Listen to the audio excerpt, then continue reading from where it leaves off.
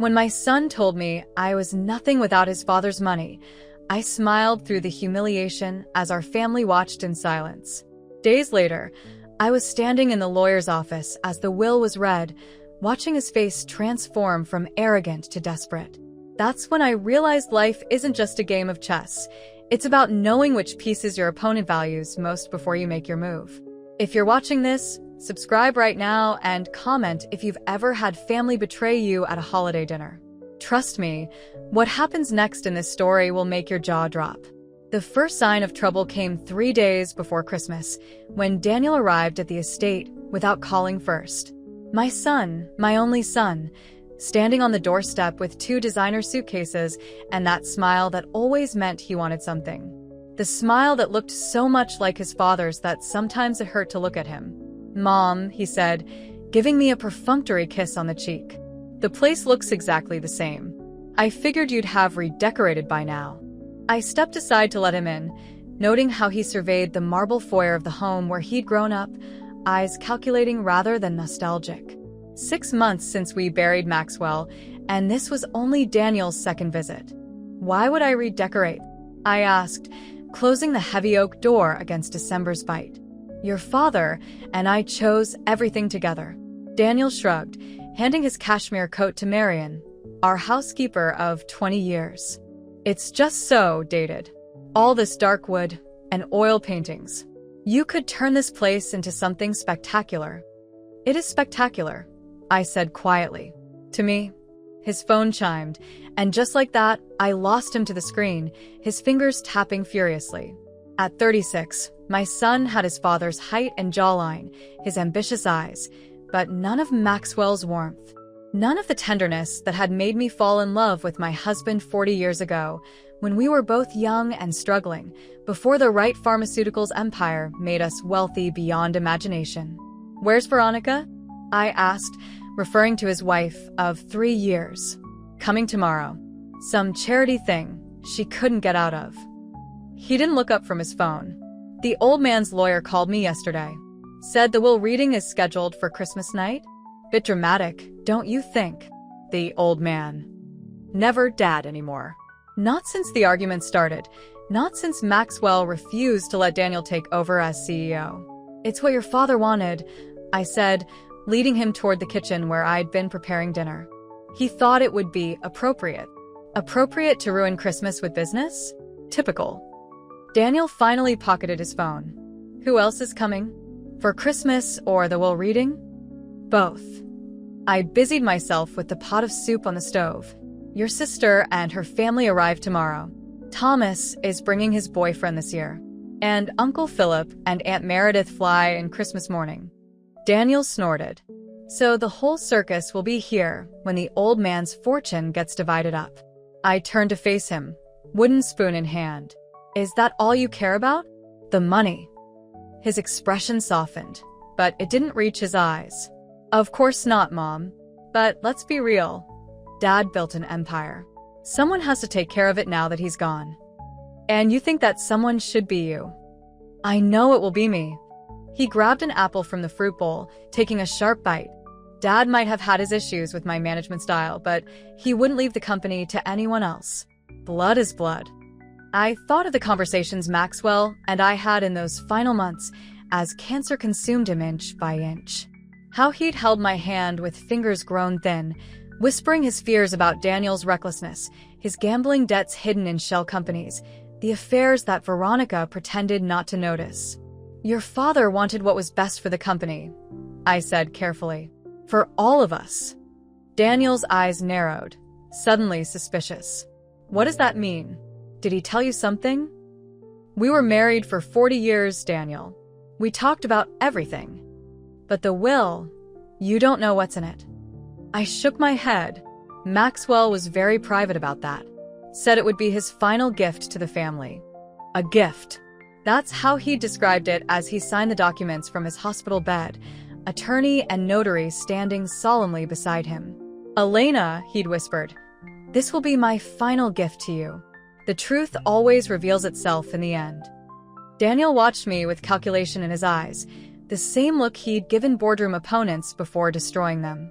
"Well, I'm sure it will all make sense on Christmas night. What he meant was, I'm sure I'll get everything I want. What he didn't know was that Maxwell had seen through him long ago. By Christmas Eve, the house was full of noise and warmth again.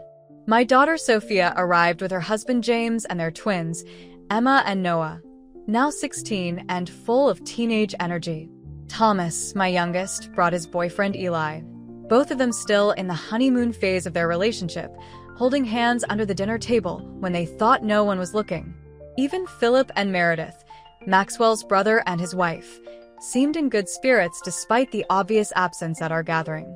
Philip had always lived in Maxwell's shadow, working as a vice president at Wright Pharmaceuticals, never quite achieving his brother's success, but never resenting him for it either. Only Daniel remained apart from the festivities, constantly on his phone, disappearing for important business calls that left Veronica sitting awkwardly among family she barely knew. I tried to include her, this beautiful, polished woman who seemed perpetually uncomfortable in her own skin. More wine, Veronica? I offered, holding the bottle over her glass. Just half, she said, her smile tight. I have to watch my figure. Nonsense, Sophia interjected. It's Christmas Eve. Calories don't count during the holidays. Veronica's laugh was practiced perfect. Maybe not for you, but when your husband's family has expectations. She trailed off, realizing too late how her words sounded. An awkward silence fell over the table. I'm sorry, she said quickly. I didn't mean. It's fine, I assured her, though it wasn't. Even after 40 years as Maxwell Wright's wife, I still heard the whispers. The poor girl he'd married before he struck it rich. The plain one who'd gotten lucky. As if I hadn't worked alongside him, sacrificed alongside him, built this life together. Mom was the backbone of this family, Thomas said firmly, giving Veronica a pointed look. Dad always said he wouldn't have accomplished half of what he did without her. Of course, Veronica murmured, cheeks flushing. I just meant. We know what you meant, Daniel said, suddenly reappearing. He took a seat beside his wife, placing a possessive hand on her shoulder. And it's fine. Mom knows her value to this family. The way he said it, like I was an employee being evaluated, made my skin crawl. But I smiled and changed the subject, asking the twins about school, complimenting Eli on his new research position at the university. I'd become an expert at smoothing over rough edges, at making peace where there was none. Later that night, after everyone had gone to bed, I sat alone in Maxwell's study. The room still smelled faintly of his cologne and the leather-bound books he loved. I poured a small glass of his favorite scotch and raised it to the portrait of him that hung above the fireplace. I miss you, I whispered, especially tonight. I took a sip, letting the liquor burn a path down my throat. Tomorrow would be Christmas, our first without him. And then the will reading, the moment that would change everything. From the hallway came the sound of hushed voices. I set down my glass and moved to the partially open door. Can't believe you said that at dinner, Daniel was saying, his voice low but angry. My mother already thinks you look down on her. I don't look down on her, Veronica protested. She's so different from us, Daniel. From the people we know. She's my mother. Yes, and she was perfect for your father when they were young and struggling. But now? She doesn't fit in our world. Even you have to see that. There was a pause, and I held my breath, waiting for my son to defend me. It doesn't matter, he finally said. After tomorrow night, everything changes. Dad's company, this house, it will all be mine to manage. Mom will be taken care of course, but she won't have to worry about fitting in anymore. You're sure the will favors you? Dad and I had our differences, but he built Wright Pharmaceuticals for his children. For his legacy, the board expects me to take over. It's been the plan for years. And your sister? Your brother? Daniel laughed softly. Sophia's happy playing house with James and those kids. And Thomas? Please. Dad would never leave the company to him.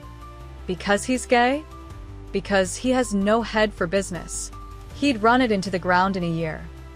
I backed away from the door, heart pounding. This was my son, the boy I'd nursed through fevers, taught to ride a bike, consoled through his first heartbreak.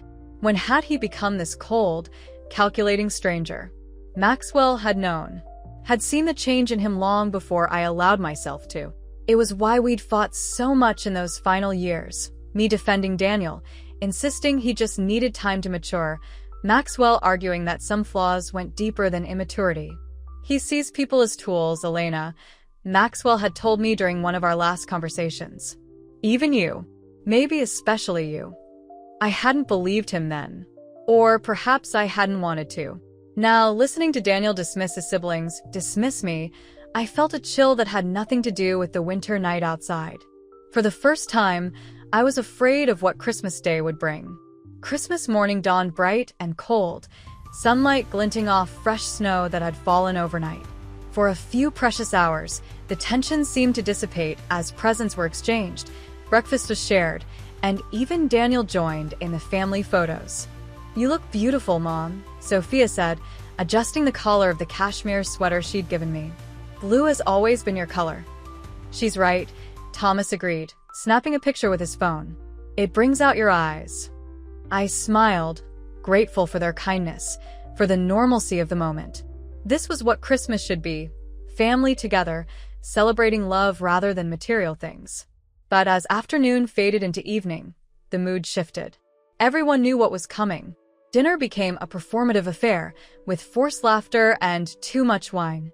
Daniel grew increasingly smug, checking his watch every few minutes, while Philip became uncharacteristically quiet. "Is everyone ready for dessert?" I asked, trying to maintain some semblance of holiday spirit. "Actually," Daniel said, "I think we should discuss the elephant in the room first." He leaned forward, elbows on the table. "Dad's will reading is in 2 hours. We're all thinking about it, so why pretend otherwise?" "Daniel," Sophia warned, glancing at the twins. "This isn't the time." "When is the time?" "After the lawyer tells us what we already know." He looked around the table, his gaze finally landing on me. "Dad built an empire from nothing. Wright Pharmaceuticals employs thousands of people, saves countless lives with its medications. Someone has to take the reins now. And you think it should be you," Thomas said, not bothering to hide his disdain. "I know it will be me," Daniel replied. "I'm the oldest. I've been working at the company since I was 22. Dad was grooming me to take over." Philip cleared his throat. "Maxwell never officially named a successor, Daniel. The board will have significant input. The board will follow Dad's wishes." Daniel cut him off. "And his wishes will be clear tonight." I watched my family fracture before my eyes. Sophia angry, Thomas hurt, Philip concerned, the twins uncomfortable. This was what Maxwell had feared in his final days, that money would tear apart what love had built. "Daniel," I said softly, "your father wanted what was best for everyone." He turned to me then, and what I saw in his eyes made my blood run cold. Not just ambition or entitlement, but something darker. Contempt. "What would you know about it?" he asked, his voice deceptively gentle. "You were his wife, not his business partner." "Mom supported Dad through everything," Sophia interjected. "She was there from the beginning." "She was there," Daniel agreed. "But what did she contribute?" "Dad was the genius. Dad was the visionary. Mom was just there." The table fell silent. Even Veronica looked shocked at his bluntness. "Daniel," Philip started, "you can't possibly. Why are you even here?" Daniel continued, staring directly at me, his voice rising. "You're nothing without Dad's money." The words hung in the air like poison. Forks froze midway to mouths. Eyes darted away in embarrassment. My cheeks burned with humiliation, but decades of social training kept my expression neutral, my spine straight. "I think," I said carefully, setting down my napkin, "that's enough dinner conversation for one evening. Shall we move to the living room for coffee?" I stood, refusing to acknowledge the tears threatening to spill, refusing to give him the satisfaction of seeing me break. As the others awkwardly rose from their seats, murmuring apologies they didn't owe, I caught Sophia's eye. The fury there on my behalf nearly undid me. "Daniel Wright," she hissed, "you are a disgrace." He merely shrugged, reaching for his wine glass. "I'm just saying what everyone's thinking." "No one is thinking that except you," Thomas shot back. I left them arguing, retreating to the kitchen on the pretense of helping Marion with the coffee. But once there, I gripped the counter's edge, finally allowing myself a moment of weakness. "Mrs. Wright," Marion's concerned voice broke through my thoughts. "Are you all right?" I straightened, brushing away a stray tear. "I'm fine, Marian. Just holiday stress." She'd been with us long enough to know better, but she respected my privacy. "The coffee will be ready in a few minutes. Why don't you sit down? You've been on your feet all day." I nodded gratefully, sinking into a chair at the small breakfast table where I'd fed my children thousands of meals over the years, where Maxwell and I had shared quiet mornings before the demands of the day pulled us in different directions. "He didn't mean it," Marion said softly, setting a cup of tea in front of me instead of coffee. "Mr. Daniel, he's always had a temper." "He meant every word," I replied, wrapping my hands around the warm mug. "And perhaps he's right. What am I without Maxwell? Just an old woman in a house too big for her." "You are Elena Wright," Marion said firmly. "The woman who raised 3 children while helping build a company. The woman who's hosted senators and CEOs and made them all feel welcome. The woman Mr. Wright adored until his last breath." I looked up at her, this woman who'd been more friend than employee for 2 decades. "Thank you, Marion." She squeezed my shoulder gently. Mr. Wright knew what he was doing.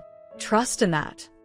As she returned to preparing the coffee service, I wondered, did I trust in Maxwell's final decisions? In the will that would be read in less than 2 hours?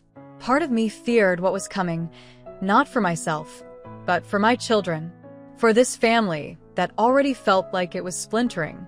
But another part, a deeper part, remembered the look in Maxwell's eyes when he'd finalized his will. Not cruelty or revenge, but clarity. The same clarity that had built a pharmaceutical giant from a small research lab. The same clarity that had seen through social climbers and sycophants to choose me, a secretary with no family connections, but a sharp mind and loyal heart. "Trust me, Elena," he'd said. "When the time comes, trust what I've done." And despite everything I did, the law offices of Blackwell and Associates occupied the entire top floor of a downtown high-rise. Even on Christmas night, the lights of the city sparkled below us as the family gathered in the conference room. Maxwell's attorney, Harrison Blackwell, had been his friend for 30 years and had insisted on conducting the reading personally, despite the holiday. "Thank you all for coming," Harrison said, adjusting his glasses as he surveyed the room. "Maxwell was very specific about the timing of this reading, and I appreciate you accommodating his wishes." We sat around a massive oak table, myself at one end, Philip and Meredith to my right, my children and their partners arranged along the sides. Daniel had positioned himself at the opposite end, a symbolic claim to his father's place. "Before we begin," Harrison continued, "Maxwell asked me to play this recording." He pressed a button on a small device, and suddenly Maxwell's voice filled the room, strong and clear, recorded before the cancer had weakened him. "If you're hearing this, then I've moved on to whatever comes next. Don't waste time mourning me. I lived exactly the life I wanted, with the people I loved most. But the time has come to set certain things right." There was a pause, and I could almost see him, sitting in this very office, choosing his words carefully as he always did. "Business and family are the 2 great passions of my life, and both require proper stewardship. Wright Pharmaceuticals began as a dream, a way to create medicines that would help people when they needed it most. Along the way, it became something more, a legacy, a responsibility, a trust." Daniel shifted in his seat, leaning forward expectantly. "I've watched all of you over the years, seen your strengths, your weaknesses, your true characters revealed in moments of both crisis and triumph.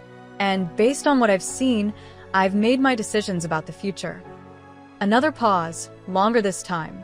"Elena, my love, you have been my partner in every sense of the word.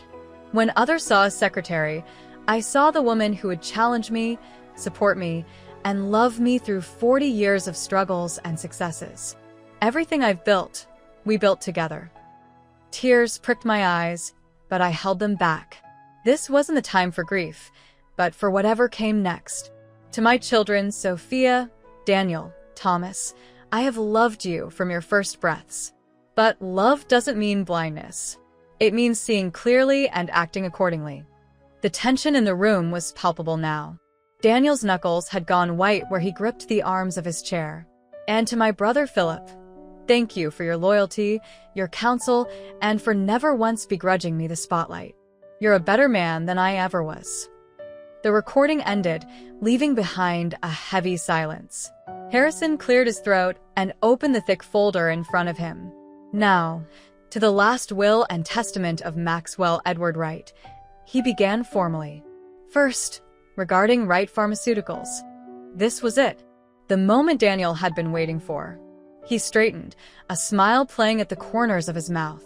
Controlling interest in Wright Pharmaceuticals, representing 60% of outstanding shares, is to be divided as follows, Harrison read. 10% to Philip Wright, to be held in trust for his children. Philip blinked in surprise. His share in the company had previously been only 5%. 10% to Thomas Wright, with the stipulation that he serve on the board of directors for a minimum of 5 years before any shares may be sold. Thomas's mouth fell open. He had never expressed interest in the company, having pursued academia instead. 10% to Sophia Wright Jenkins, under the same conditions as Thomas. Sophia squeezed James's hand, looking shocked but pleased. The remaining 30%, Harrison continued, is bequeathed to Elena Wright, to be managed at her sole discretion. The room erupted in confused murmurs. Everyone except Daniel, who sat frozen, his expression unreadable. That's only 60%, he finally said, his voice tight. Where's my share? Harrison adjusted his glasses again. Mr. Wright addressed that next. Daniel Wright's shares in the company, currently totaling 7%, remain his property. However, he has not bequeathed any additional shares. That's impossible, Daniel said, his voice rising. There must be a mistake. There's no mistake, Harrison replied calmly. Furthermore, Maxwell specified that Daniel Wright is to be removed from his position as Vice President of Operations, effective immediately upon this reading. He can't do that. Daniel slammed his hand on the table. The board won't stand for it. Actually, Harrison said, as the new majority shareholders, your mother, siblings, and uncle now control the board. Maxwell anticipated this reaction and prepared accordingly. Daniel's face had gone from red to white. He turned to me, eyes wild. You knew about this? You let him do this to me. Before I could answer, Harrison cleared his throat. There's more. Regarding the distribution of personal assets and properties. For the next 20 minutes, Harrison detailed the rest of Maxwell's will. The family home was left to me, along with our vacation properties and art collection. Substantial trust funds were established for the twins and any future grandchildren. Generous provisions were made for Marion and other longtime staff members. And Daniel? He received exactly what he already had, his existing shares in the company, the penthouse apartment Maxwell had bought for him and Veronica as a wedding present, and a single item of personal significance, Maxwell's first microscope from before the company existed. As Harrison finished reading, a stunned silence fell over the room. Then Daniel stood, his chair scraping harshly against the floor. This is a joke, he said, his voice dangerously quiet. A sick joke. Your father was of sound mind when he prepared this will, Harrison said firmly. It has been properly executed and witnessed. These are his wishes, Daniel. His wishes? Daniel laughed, a harsh, brittle sound. His wishes were to humiliate me, to leave the company to people who don't know the first thing about running it. The company will be run by the board of directors, I said, finding my voice at last. Professional executives who know exactly what they're doing. Your father didn't leave you the company because he didn't trust you with it. And he trusted you? Daniel spat. A housewife? A glorified secretary. That's enough, Philip said sharply. Your mother deserves your respect, especially now. But Daniel was beyond reason. His face contorted with rage as he pointed at me. You turned him against me. All those private conversations, all those whispered doubts. This is your doing. Daniel, Veronica said quietly, tugging at his sleeve. Please, let's just go. He shook her off. No. I want to hear her admit it. Admit that you poisoned Dad against me, that you manipulated him when he was weak and dying. Your father made his own decisions, I said, standing to face him across the table. He saw what you became, Daniel. The gambling debts hidden in shell companies. The affairs. The employees you bullied and fired to cover your mistakes. His eyes widened. You can't prove any of that. We have proof of all of it, Harrison interjected. Maxwell commissioned a thorough investigation before making his final decisions. The results are comprehensive. Daniel looked around the room at the faces of his family. Not sympathetic, but shocked, disappointed, wary. Whatever support he might have hoped for wasn't there. This isn't over, he said, backing toward the door. I'll contest the will. I'll sue every one of you. You'll lose, Harrison said simply. Maxwell made certain of that. For a moment, Daniel just stood there, chest heaving, fists clenched. Then his gaze fixed on me one last time. You think this makes you powerful? He hissed. You're nothing. You've always been nothing. Just a placeholder until someone better came along. Daniel. Sophia gasped. But he was already turning away, storming out of the room with Veronica hurrying after him. The door slammed behind them, the sound reverberating like a gunshot. In the silence that followed, I felt a strange mixture of grief and relief. My son, my firstborn, had just walked out of my life. Yet the weight of secrets I'd carried for Maxwell, the burden of knowing what Daniel had become while pretending not to see it, had lifted. Mom, Thomas said gently, coming to stand beside me. Are you okay? I nodded, though I wasn't sure if it was true. I will be. Did you know? Sophia asked. About the will? Not the details, I admitted. But I knew your father was worried about Daniel, about what he might do with power. Philip approached, his expression somber. Maxwell told me some of his concerns, but I had no idea he planned something this definitive. He wanted to protect the company, I said. And the family. From Daniel? Thomas asked. I met his gaze steadily. Yes. Harrison cleared his throat. There's one more item I should mention. Maxwell left a private letter for you, Elena. He asked that you read it alone. He handed me a sealed envelope with my name written in Maxwell's distinctive handwriting. I took it, feeling the weight of whatever final words my husband had left for me. Thank you, Harrison, I said, tucking the letter into my purse. For everything. As we gathered our things to leave, the reality of what had just happened began to sink in. I was now the primary shareholder of a pharmaceutical company worth billions. My children, except for Daniel, had been given responsibilities and opportunities they'd never expected. And somewhere in the city, my eldest son was plotting his revenge. What happens now?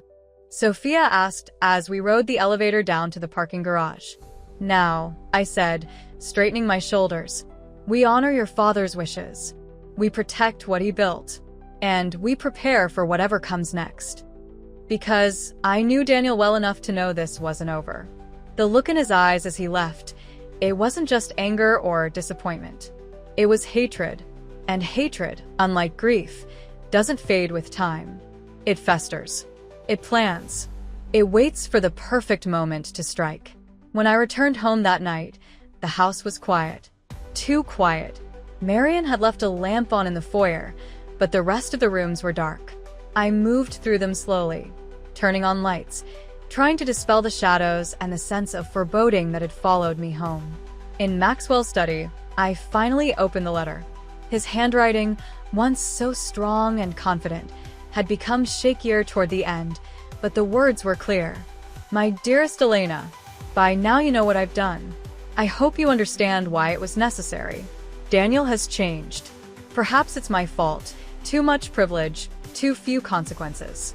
But the man he's become is dangerous, not just to the company, but to our family. The investigation revealed things I never wanted to believe about my own son. Embezzlement, affairs, connections to people no legitimate businessman should know. I've tried to protect him for as long as I could, but I can't protect him from himself. And I won't leave him the power to hurt others, especially you. He will blame you for this. He will come after you, using whatever means he can. Be careful. Trust Philip and Harrison. They know everything and will help you. Remember that you are stronger than you know. You've always been my strength, even when you thought I was carrying you. All my love, for all time, Maxwell. I read the letter twice, then held it to my heart. Even in death, he was trying to protect me. From a hallway came a noise, a soft click that might have been nothing. Might have been the house settling, or might have been something else. I folded the letter and slipped it into my pocket, then moved cautiously toward the door. The hallway was empty, but a draft whispered through it, raising goosebumps on my arms. A door or window was open somewhere. I followed the draft to the front of the house. The massive oak door stood slightly ajar, letting in the bitter December air. I was certain I'd locked it when I came in. Heart pounding, I pushed it closed and threw the deadbolt, then systematically moved through the house, checking every window, every door. All secure except for that one, the main entrance that should have been the most secure of all. In the kitchen, I found a single white envelope on the counter. No name, no address. Just pristine paper against dark granite. With trembling fingers, I opened it. Inside was a note in Daniel's handwriting. If I can't have it, no one will. I sank into a chair, the note crushed in my fist, fear and determination warring within me. Daniel had been in my house, had left his threat where I would find it, where I would know he could get to me anytime he wanted. But Maxwell had warned me, had prepared me for this moment. I reached for the phone to call Philip, then hesitated. This was more than a family squabble now. This was a declaration of war. And in war, the first move could determine everything. I set down the phone and smoothed out Daniel's note, studying the angry pressure of his pen, the slight tremor in the lettering that betrayed his emotional state when writing it. My son was unraveling, dangerous, unpredictable. But I had resources now. Power that he'd never expected me to possess. And 40 years of watching Maxwell navigate business crises had taught me more than Daniel realized. You're nothing without Dad's money, he'd said at dinner, never imagining that just hours later, that money and all the influence that came with it would be mine. I picked up the phone again, but this time I dialed a different number. Not Philip. Not the police. Harrison? It's Elena, right? I need your help with something sensitive. Can you come to the house first thing tomorrow? As I hung up, I felt a strange calm settle over me. Daniel thought he knew me, the dutiful wife, the doting mother. But there was another side he'd never seen. The side that had helped Maxwell build an empire from nothing. The side that would now protect that empire from its greatest threat. My own son. The morning after Christmas dawned with an eerie stillness, as if the world itself was holding its breath. I hadn't slept. How could I? My son's threat hung in the air like smoke, poisoning every corner of the home that had once felt safe. If you've ever had someone you love become your enemy overnight, hit that subscribe button. Because sometimes family is where the deepest betrayals begin. Harrison arrived promptly at 8, his normally immaculate appearance slightly rumpled, suggesting he'd come straight from home rather than the office. I led him to Maxwell's study, where the morning light cast long shadows across the leather-bound books and antique desk. You said it was urgent, he said, declining my offer of coffee. What's happened? I handed him Daniel's note without a word. Harrison read it, his expression darkening. He was in your house? Last night, while I was at the will reading with all of you. He must have kept a key, or... I trailed off, remembering how many staff had access to the property over the years. How easy it would be for someone to make a copy. Harrison set the note on Maxwell's desk. We should call the police. And tell them what? That my son left me a vague note? They'll say it's a family matter, especially given the timing with the will. Elena, this is clearly a threat. It's clearly nothing that would stand up in court, I countered. And going to the police now would only escalate things. Daniel would see it as a declaration of war. Harrison removed his glasses, pinching the bridge of his nose. I think that ship has sailed. Maxwell knew this might happen. That's why he put certain safeguards in place. What kind of safeguards? Legal protections, mainly. The company's bylaws have been amended to prevent hostile takeover attempts. Your shares and those of Sophia and Thomas are held in a special trust structure that makes them virtually impossible to wrest away. And there's a sealed file at my office containing evidence of Daniel's indiscretions, to be used only if absolutely necessary. I sank into Maxwell's chair, feeling the weight of it all. My husband had predicted this, had seen the darkness in our son, and prepared for it while I was still in denial. I don't want to destroy Daniel, I said quietly. He's still my child. Harrison's expression softened. I understand. But Maxwell wanted to make sure you had options if Daniel forced your hand. Options. The word hung between us like a double-edged sword. I had the power to protect myself, but at what cost to my son? To our family? There's something else you should know, Harrison said, breaking the silence. The board of directors is meeting this afternoon. Emergency session. Philip called it. On the day after Christmas? News travels fast in corporate circles. Daniel's been making calls all night, trying to rally support among board members. Philip thought it best to address the situation head-on before rumors take root. My stomach tightened. Should I be there? Absolutely. As the primary shareholder, your presence is crucial. Daniel will certainly attend. He still owns 7% of the company, after all. And he'll come prepared for battle. I nodded, trying to imagine facing my son across a boardroom table, no longer as mother and child, but as corporate adversaries. It seemed surreal, like something from one of the soap operas Marion enjoyed. What time? 2 o'clock. I'll pick you up at 1:30. Harrison stood, gathering his coat. And Elena? You might want to consider staying somewhere else for a few days, just until things settle. This is my home, I said firmly. I won't be driven from it by fear. Then at least let me arrange for security. Professional, discreet. Maxwell would never forgive me if I left you unprotected. I wanted to refuse, to insist I could handle things myself. But the memory of that open front door, of Daniel's note appearing in my kitchen like a ghost, stopped me. All right, I conceded, but just temporarily. After Harrison left, I sat in Maxwell's chair, surrounded by his books, his awards, the artifacts of a life built on brilliance and determination. What would he do in my position? How would he handle a threat from someone he loved? The answer came in his own voice, a memory from years ago when a rival pharmaceutical company had tried to steal one of our patents. When someone shows you they're willing to break the rules, Elena, believe them. Then make sure your defenses are stronger than their attacks. I reached for the phone and dialed Sophia's number. It was time to gather my remaining children, to prepare them for what was coming. Because Daniel wouldn't stop with one threat, one note. This was just the beginning. The Wright Pharmaceuticals headquarters occupied a gleaming tower of glass and steel in the city's financial district. As Harrison drove us through the underground parking garage, I felt a flutter of anxiety. I'd attended countless company functions over the years, had socialized with board members and their spouses, but I'd never participated in actual corporate governance. That had been Maxwell's domain. Remember, Harrison said as we rode the executive elevator to the top floor, you don't have to say much. Your presence alone sends a message. Philip will handle most of the talking. I smoothed down the front of my charcoal gray suit, one of the few business attires in my closet, purchased for a pharmaceutical convention years ago. And if Daniel makes a scene, let Philip and me deal with him. The important thing is to present a united front with your other children. The elevator doors opened directly into a reception area where Philip was waiting, his face drawn with worry. Elena, he said, taking my hands in his. Thank you for coming. I know this isn't easy. How bad is it? I asked. He glanced at Harrison. Daniel's been busy. He's convinced 2 board members that Maxwell's will represent a destabilizing influence on the company.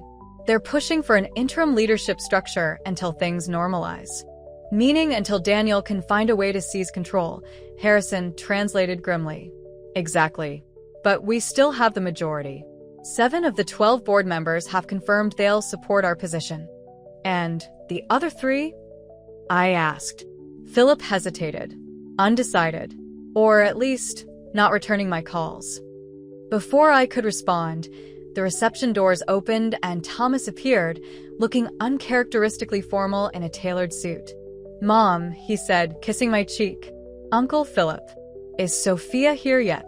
"On her way," Philip replied. She had trouble finding childcare on such short notice. Thomas nodded, then lowered his voice. "Daniel's already in there, with Jackson Miller." I felt a chill.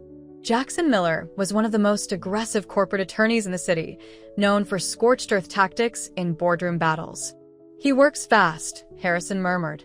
"He's desperate," I corrected. "And desperate people make mistakes." The reception doors opened again, and Sophia hurried in, slightly breathless. "Sorry I'm late. Traffic was a nightmare." As my 3 allies gathered around me, my youngest son, my daughter, and my brother-in-law, I felt a surge of gratitude. Whatever happened in that boardroom, I wasn't facing it alone. "Let's not keep them waiting," Philip said, leading us toward the boardroom doors. The Wright Pharmaceuticals boardroom was designed to impress, with floor-to-ceiling windows offering panoramic views of the city and a massive oak table that could seat 20. Today, it held 14 people, the 12 board members, Daniel, and his attorney. All eyes turned to us as we entered. Daniel sat midway down the table, his expression hardening when he saw me. Beside him, Jackson Miller whispered something that made my son's lips curl into a smirk. Philip guided me to the head of the table, Maxwell's old seat.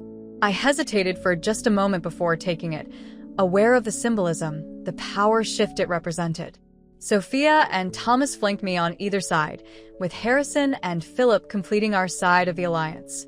"Thank you all for coming on such short notice," Philip began, addressing the room. "As you know, my brother Maxwell passed away 6 months ago, leaving specific instructions regarding the leadership of Wright Pharmaceuticals. Last night, those instructions were formally revealed through his will." "Instructions that threaten the stability of this company," Daniel interrupted, his voice tight with controlled anger. "Instructions made when my father was dying, possibly not in his right mind." "Your father was of sound mind until the end," I said quietly, but with enough force that the room fell silent. "His decisions were deliberate, considered, and final." Daniel's eyes narrowed. "You would say that, wouldn't you? Since you benefited most from those decisions." "That's enough," Philip said sharply. "This meeting was called to address the transition of leadership, not to debate Maxwell's mental state. The fact is, controlling interest in this company now belongs to Elena, with significant shares distributed to Sophia and Thomas. These are the legal facts, regardless of anyone's feelings about them." Jackson Miller leaned forward. "Legal facts that can be challenged. My client has serious concerns about undue influence exerted on Maxwell right during his illness. We're preparing to contest the will on those grounds." "You're welcome to try," Harrison replied coolly. "But I should warn you, Maxwell anticipated such a challenge. He underwent thorough psychological evaluation immediately before signing his will, with 3 independent psychiatrists certifying his competence. Additionally, the entire signing was video recorded, with Maxwell explicitly stating his reasons for each decision." Miller's confidence visibly faltered, but he recovered quickly. "Nevertheless, the sudden shift in ownership represents a material risk to the company's operations. My client proposes a temporary executive committee to manage day-to-day decisions until these legal matters are resolved." "That won't be necessary," I said, surprising myself with how steady my voice sounded. "The company already has a functioning executive team, overseen by the board. Nothing about that structure needs to change." One of the board members, Gerald Hoffman, I recalled, an old friend of Maxwell's, cleared his throat.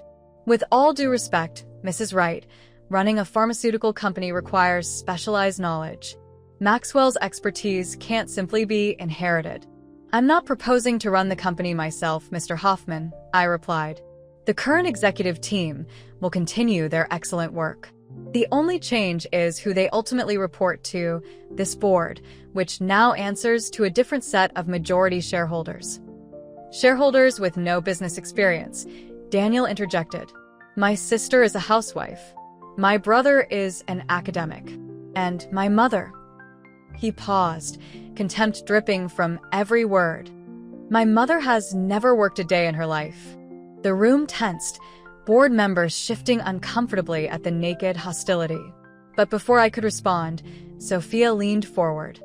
Actually, she said, her voice razor-sharp, our mother worked as executive assistant to the CEO for the first 15 years of this company's existence.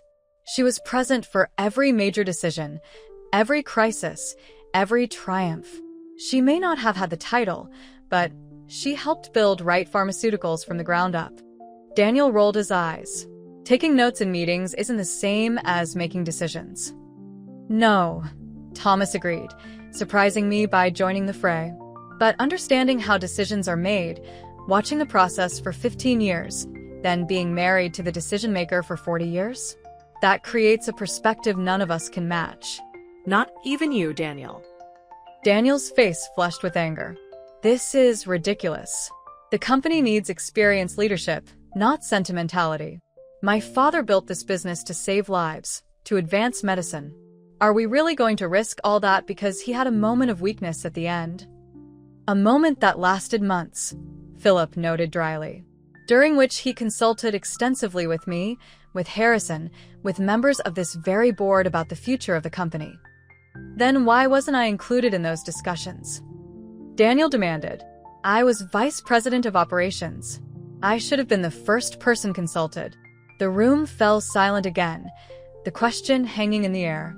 I looked around at the board members, some avoiding my gaze, others watching with calculated interest, waiting to see how this family drama would unfold. You want to know why you weren't consulted, Daniel? I said finally, my voice soft but clear. Because your father knew what you were doing. The embezzlement. The shell companies. The affairs conducted on company time, in company apartments. The employees you threatened when they discovered discrepancies in your reports. Daniel's face went from red to white. Those are lies, he hissed. Vicious, slanderous lies.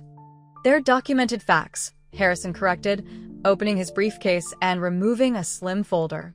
Facts that Maxwell hoped would never need to be made public.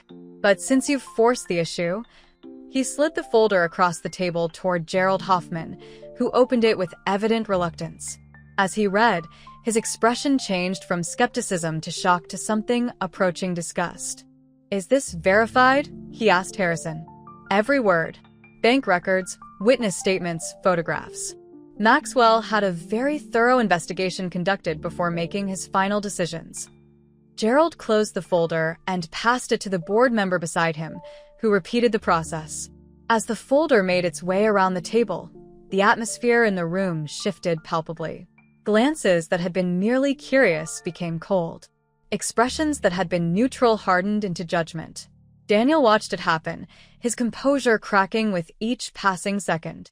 This is a setup, he said, his voice rising. A character assassination orchestrated by my own mother. Your mother knew nothing about this until after your father died, Philip said quietly. Maxwell protected you for as long as he could. He hoped you would change, grow, become the man he raised you to be. It broke his heart when he finally accepted that wasn't going to happen. So, he punished me? Daniel slammed his hand on the table. Humiliated me in front of my entire family? Left everything to her. He jabbed a finger in my direction, trembling with rage. He protected his company. I corrected. And his legacy. The way any good businessman would. The folder completed its circuit of the table, ending with Jackson Miller, who flipped through it with professional detachment before whispering urgently to Daniel. My son shook his head violently, pushing away from the table to stand. This meeting is a farce, he announced. An ambush designed to discredit me. I won't dignify it with my continued presence. Miller tried to grab his arm, but Daniel shook him off, stalking toward the door. Before leaving, he turned back, his gaze fixing on me with such hatred that I felt it like a physical blow. This isn't over, he said, each word deliberate and venomous. Not by a long shot. The door slammed behind him, leaving an echoing silence. Miller gathered his papers hurriedly, murmuring apologies as he followed his client out. For a moment, no one spoke. Then Gerald Hoffman cleared his throat. "Well," he said, "I think we can dispense with any further debate about the leadership transition. Elena, you have the board's full support. Whatever you need to stabilize the situation, you'll have it." One by one, the other board members nodded their agreement.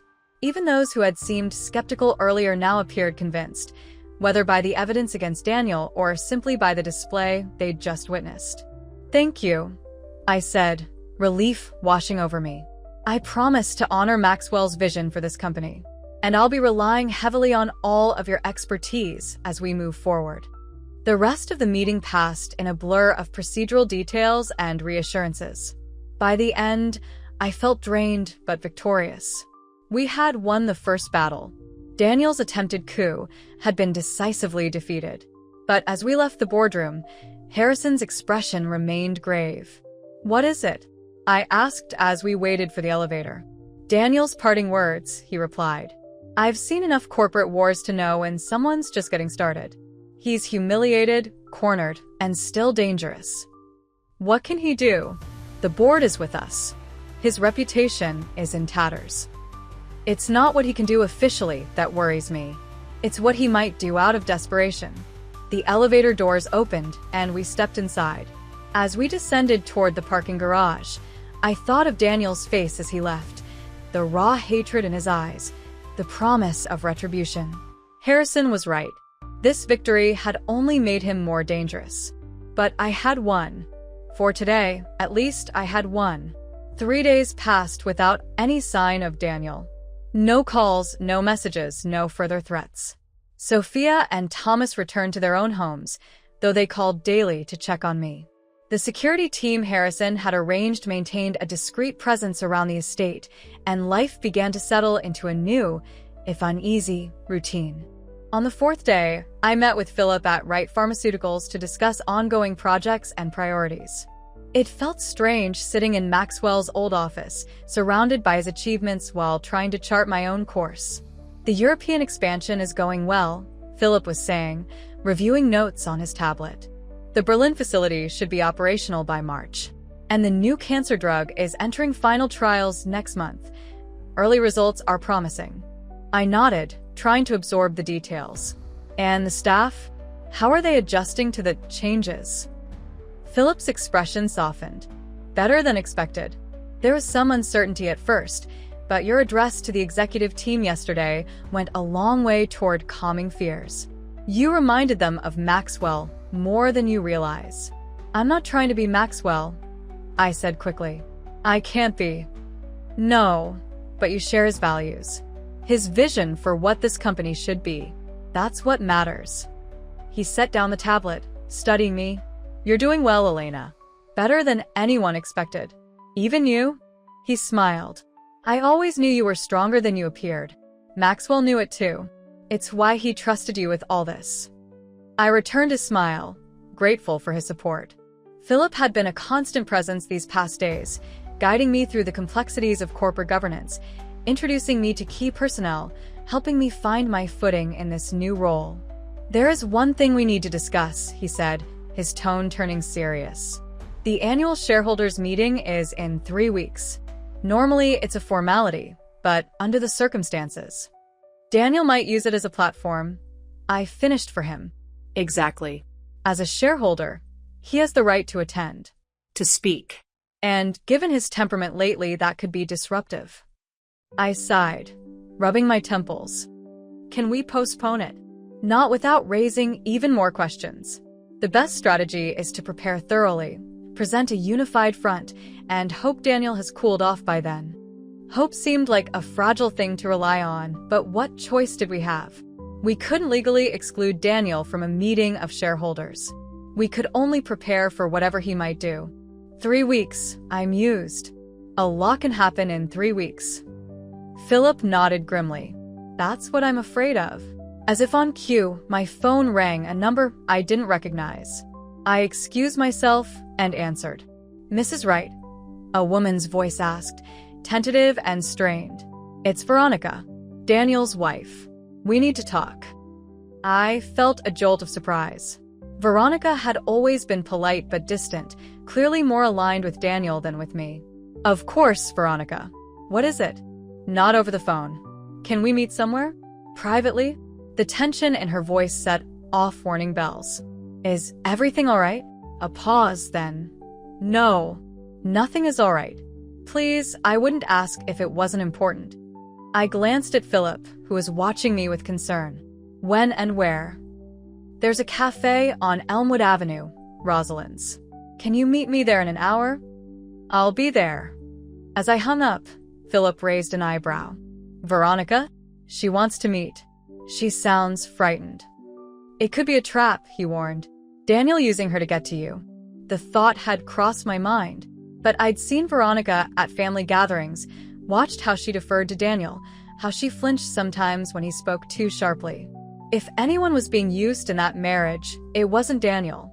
I'll be careful, I promised. But I have to go. Philip still looked dubious. Take one of the security team with you, at least.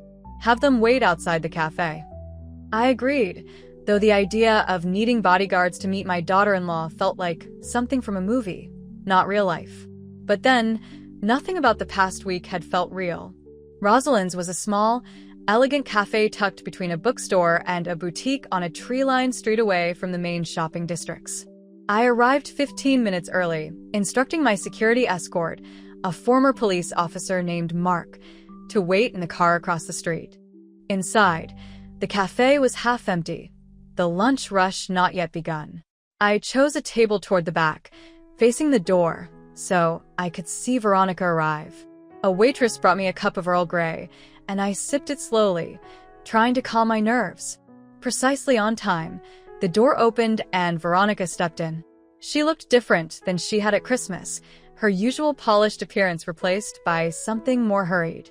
Her blonde hair was pulled back in a simple ponytail, her face bare of makeup, and she wore jeans and a sweater instead of her typical designer outfits. Her eyes found mine immediately, and she walked over, sliding into the seat across from me with a quick glance over her shoulder. Thank you for coming, she said, her voice low. I wasn't sure you would. Your family, Veronica. A bitter smile crossed her face. That's debatable at this point. The waitress approached, but Veronica waved her away without ordering. Once we were alone again, she leaned forward. I don't have much time. Daniel thinks I'm at yoga class. If he finds out I'm meeting you, she trailed off, leaving the consequence unspoken. A chill ran down my spine. Veronica, are you safe? She looked away, blinking rapidly. Define safe. Physically? Yes. For now. But Daniel's, he's changed, Mrs. Wright. Or maybe he's finally showing who he always was. I don't know anymore. What's happened? Her hands trembled as she reached into her purse, withdrawing a small flash drive. He doesn't know I have this. I found it hidden in his desk at home. You need to see it. All of it. I took the drive, tucking it into my pocket. What is it? Evidence. Plans. Things I never thought he was capable of. She wrapped her arms around herself, as if suddenly cold. I knew about the affairs. I'm not stupid. But this is different. Veronica, you're scaring me. What exactly is Daniel planning? She glanced over her shoulder again before answering. He's going to destroy Wright Pharmaceuticals. And you with it. The words hung between us, stark and horrifying. What do you mean, destroy? It's all on the drive. The people he's meeting with, the deals he's making. He's not well, Mrs. Wright. The will reading broke something in him. He's obsessed with making you pay, with taking back what he thinks is his. And you're telling me this because? Because I didn't sign up for this, she said, a flash of anger breaking through her fear. I married an ambitious man, yes. Maybe even a ruthless one. But not whatever he's becoming. I studied her face, looking for deception, for the trap Philip had warned me about. But all I saw was genuine fear. What do you want from me, Veronica? Protection, she said simply. When Daniel realizes the drive is missing, when he figures out what I've done, I need somewhere to go. Someone on my side. The pieces clicked into place. You want to leave him? She nodded, tears welling in her eyes. I should have done it months ago, but I was afraid. I'm still afraid. But what he's planning now, I can't be part of it. I won't. I reached across the table, covering her trembling hand with mine. You did the right thing coming to me. We'll figure this out together. Relief flooded her face, but it lasted only a moment before panic replaced it. She yanked her hand away, staring at something over my shoulder. He's here, she whispered. Oh God. He followed me. I turned in my seat to see Daniel standing in the doorway of the cafe, his expression a mask of cold fury as he spotted us. He started toward our table, moving with deliberate slowness, like a predator confident his prey couldn't escape. Veronica, he said, his voice eerily calm as he reached us. What a surprise. I thought you were at yoga. She stood quickly, her face draining of color. I was just... Betraying me, he suggested, still in that unnervingly calm voice. Conspiring with her against me? Your own husband. Daniel. I began, standing as well. This isn't what you think. His gaze flicked to me, and the hatred there made me step back. Isn't it? First you turn my father against me, then the board. Now my wife. Who's next, mother? Will you poison my friends against me too? My colleagues. You're not well, I said quietly. You need help. He laughed, a harsh, brittle sound that drew the attention of the few other patrons. I need help. That's rich, coming from you. The woman who stole my birthright. The woman who's about to lose everything. Veronica tugged at his sleeve. Please, Daniel. Let's just go home. We can talk about this. He shook her off violently, sending her stumbling back against the table. There's nothing to talk about. You've made your choice. You've sided with her. That's enough, I said firmly, moving to help Veronica steady herself. You're making a scene. Whatever you think is happening here. I know exactly what's happening, he cut me off. The question is, do you? He stepped closer, lowering his voice so only Veronica and I could hear. Do you have any idea what's coming for you? For your precious company? For all of it? The threat in his words sent a chill through me, but I held my ground. Is that why you're here, Daniel? To threaten me in public? I'm here because my wife lied to me. His gaze shifted to Veronica, who flinched under its intensity. But now I understand why. What did you tell her, Veronica? What did you give her? Veronica's eyes widened in panic, and I knew he'd guessed about the flash drive. Before I could intervene, Daniel grabbed her purse, appending its contents onto the table. Daniel, stop. I hissed, aware of the scene we were creating, of the cafe staff watching nervously. This is madness. He ignored me, rifling through Veronica's scattered belongings. Finding nothing, his suspicion visibly increased. His hand shot out, grabbing Veronica's wrist with such force that she gasped in pain. What did you give her? He demanded again, voice rising. You're hurting me, Veronica whimpered. Something in me snapped. I reached for my phone. I'm calling security. This ends now. Daniel released Veronica's wrist, but his expression remained murderous. Go ahead. Call whoever you want. It won't change what's coming. What exactly is coming, Daniel? I asked, phone in hand. More threats? More tantrums? Or do you actually have a plan this time? His eyes narrowed at the challenge. You think you've won. You think because you have the board, the shares, Dad's precious trust, that you're untouchable. But there are other ways to bring down an empire. Ways you've never even imagined. Sir, a cafe employee interrupted nervously. I'm going to have to ask you to leave. You're disturbing our customers. Daniel ignored him, leaning in close to me. Everything you have, everything Dad built, it's already over. You just don't know it yet. With that, he straightened, composed himself with visible effort, and turned to the employee. My apologies. Family disagreement. We're leaving. He grabbed Veronica's arm, not quite as roughly as before, but with clear intent. She looked at me desperately, a silent plea in her eyes. Veronica stays with me, I said firmly. Daniel's smile was cold. I don't think so. She's my wife. She comes home with me. It's her choice, I countered, stepping between them. Veronica, What do you want to do? For a moment, she looked torn, fear battling with something else. Resignation, perhaps, or a different kind of fear. Then she lowered her eyes. I'll go with Daniel, she said quietly. It's fine, Mrs. Wright. Really? I wanted to protest, to insist she come with me, where she'd be safe. But the defeated look in her eyes stopped me. Whatever calculation she was making, whatever risk she was weighing, she'd made her decision. If you're sure, I said, trying to convey with my eyes that my offer of help still stood. She nodded slightly, then allowed Daniel to guide her toward the door, his hand firmly on her elbow. At the last moment, she glanced back, mouthing two words I could barely make out. The drive. Then they were gone, leaving me standing amid the wreckage of our confrontation, scattered purse contents, upturned chairs, curious stares from other patrons. I apologized to the staff, helped clean up the mess, and paid for damages before hurrying outside. Mark, my security escort, met me on the sidewalk. Everything all right, Mrs. Wright? I saw your son enter, but you didn't signal for help. It's complicated, I said, my hand unconsciously touching the pocket where Veronica's flash drive rested. I need to get back to the office. Immediately. As we drove, I couldn't shake the image of Veronica's face as Daniel led her away. The fear there, yes, but also something like resolve. She'd made a choice to go with him, despite her earlier plea for protection. Why?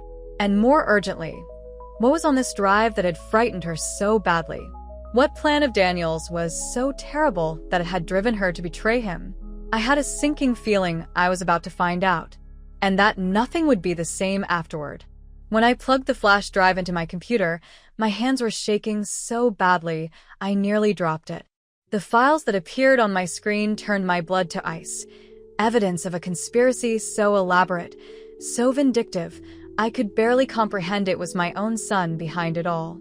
Days later, I was standing in an empty warehouse, facing the barrel of a gun, wondering if a mother's love could survive the ultimate betrayal. That's when I realized sometimes the people closest to us are the ones we know the least. If you've ever discovered a loved one wasn't who you thought they were, hit subscribe now. The revelation I'm about to share might just save someone else from the nightmare I endured. I didn't return to the office after the confrontation with Daniel. Instead, I directed Mark to drive me straight home, my mind racing with possibilities, each more disturbing than the last. The flash drive in my pocket felt like it was burning a hole through the fabric, its contents unknown but already casting shadows over everything. Stay close to the house today, I instructed Mark as he pulled up to the front entrance. I have a feeling things are going to escalate. He nodded, professional and unquestioning. Yes, ma'am. The perimeter team is already in place. No one gets in without clearance. Inside, I went directly to Maxwell's study and locked the door behind me. For a moment, I simply stood there, breathing in the lingering scent of his cologne, drawing strength from the memory of him. Then I moved to the desk, sat in his chair, and withdrew the flash drive from my pocket. Before I could talk myself out of it, I plugged it into the computer and opened the first file, a spreadsheet labeled Timeline. What I saw made my stomach drop. It was a meticulous plan, broken down by week, for systematically destroying Wright Pharmaceuticals. Not through conventional corporate warfare, but through calculated sabotage. Week 1 to 2. Upload manipulated research data to company servers. Week 3. Anonymous tip to FDA about falsified clinical trials. Week 4. Leak damaging internal emails to press. Week 5. Withdraw personal funds before stock collapse. Week 6. FDA investigation begins. The list continued, growing more detailed and more destructive with each entry. By the end of the 3-month timeline, Wright Pharmaceuticals would be facing multiple federal investigations, class action lawsuits, and irreparable damage to its reputation. The company Maxwell had built from nothing would be worthless, its stock in freefall, its products recalled, its name synonymous with fraud. And there, at the bottom of the spreadsheet, a single line in bold: Elena Wright charged as complicit. My hands trembled as I opened the next file, a folder of emails between Daniel and someone identified only as JS. The messages outlined a scheme to plant falsified research data in the company's secure servers, data that would show our newest medications had dangerous side effects that had been deliberately concealed. Another folder contained fabricated internal memos, complete with my forged signature, directing researchers to hide negative test results. The forgeries were flawless. Anyone who didn't know me well would believe I had written them. There were offshore account numbers, details of payments to hackers, even a dossier on FDA officials who might be susceptible to anonymous tips. Daniel had thought of everything, but what truly chilled me was a document titled Contingencies. It listed steps to take if various obstacles arose, including one labeled Veronica Becomes Liability. The cold, clinical language outlined a plan to discredit her if she threatened Daniel's scheme. Medical records would be altered to suggest mental instability. Fabricated evidence of an affair would be created. If necessary, her accidental overdose on prescription medication was described in matter-of-fact terms. My son was planning to kill his wife if she exposed him. I closed the file, feeling physically ill. This wasn't just corporate sabotage or revenge. This was criminal, pathological, the work of someone I no longer recognized as my child. With shaking hands, I picked up the phone and called Harrison.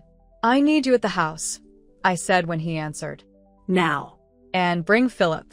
There's something you both need to see." "My God," Philip whispered an hour later, staring at the screen as Harrison scrolled through the files. "He's thought of everything." "Not everything," Harrison said grimly. "He didn't count on Veronica finding this drive." I paced the length of the study, unable to sit still. "We have to stop him. Report this to the authorities." "With what evidence?" Harrison asked. "A flash drive that could have been planted by anyone? Documents that could have been created by anyone with a grudge against Daniel or against you. But it's all here. The plans, the timeline. Plans aren't crimes, Elena," he said gently. "Not until action is taken. Right now, all we have is evidence of intent. Disturbing, yes. Criminal, not yet. So we do nothing?" The thought was unbearable. Wait until he destroys the company. Until he comes after me? Until Veronica ends up dead. Philip stood, placing a steadying hand on my shoulder. "Of course not. But we need to be strategic. If we move too soon, without hard evidence of actual wrongdoing, Daniel could spin this as persecution, as you trying to frame him out of spite." "Philip's right," Harrison agreed. "We need to catch him in the act. Get proof that can't be explained away. And, in the meantime," I demanded. "Veronica went back with him. She's in danger." "I'll handle that," Harrison said. "I have contacts who can reach out to her, offer protection discreetly. If she's willing to leave him, we can make it happen safely." I nodded, though the solution felt inadequate. Every instinct screamed at me to act now, to protect Veronica, to stop Daniel before his plan could progress any further. But I understood the logic. We needed irrefutable evidence. "What about the company?" I asked.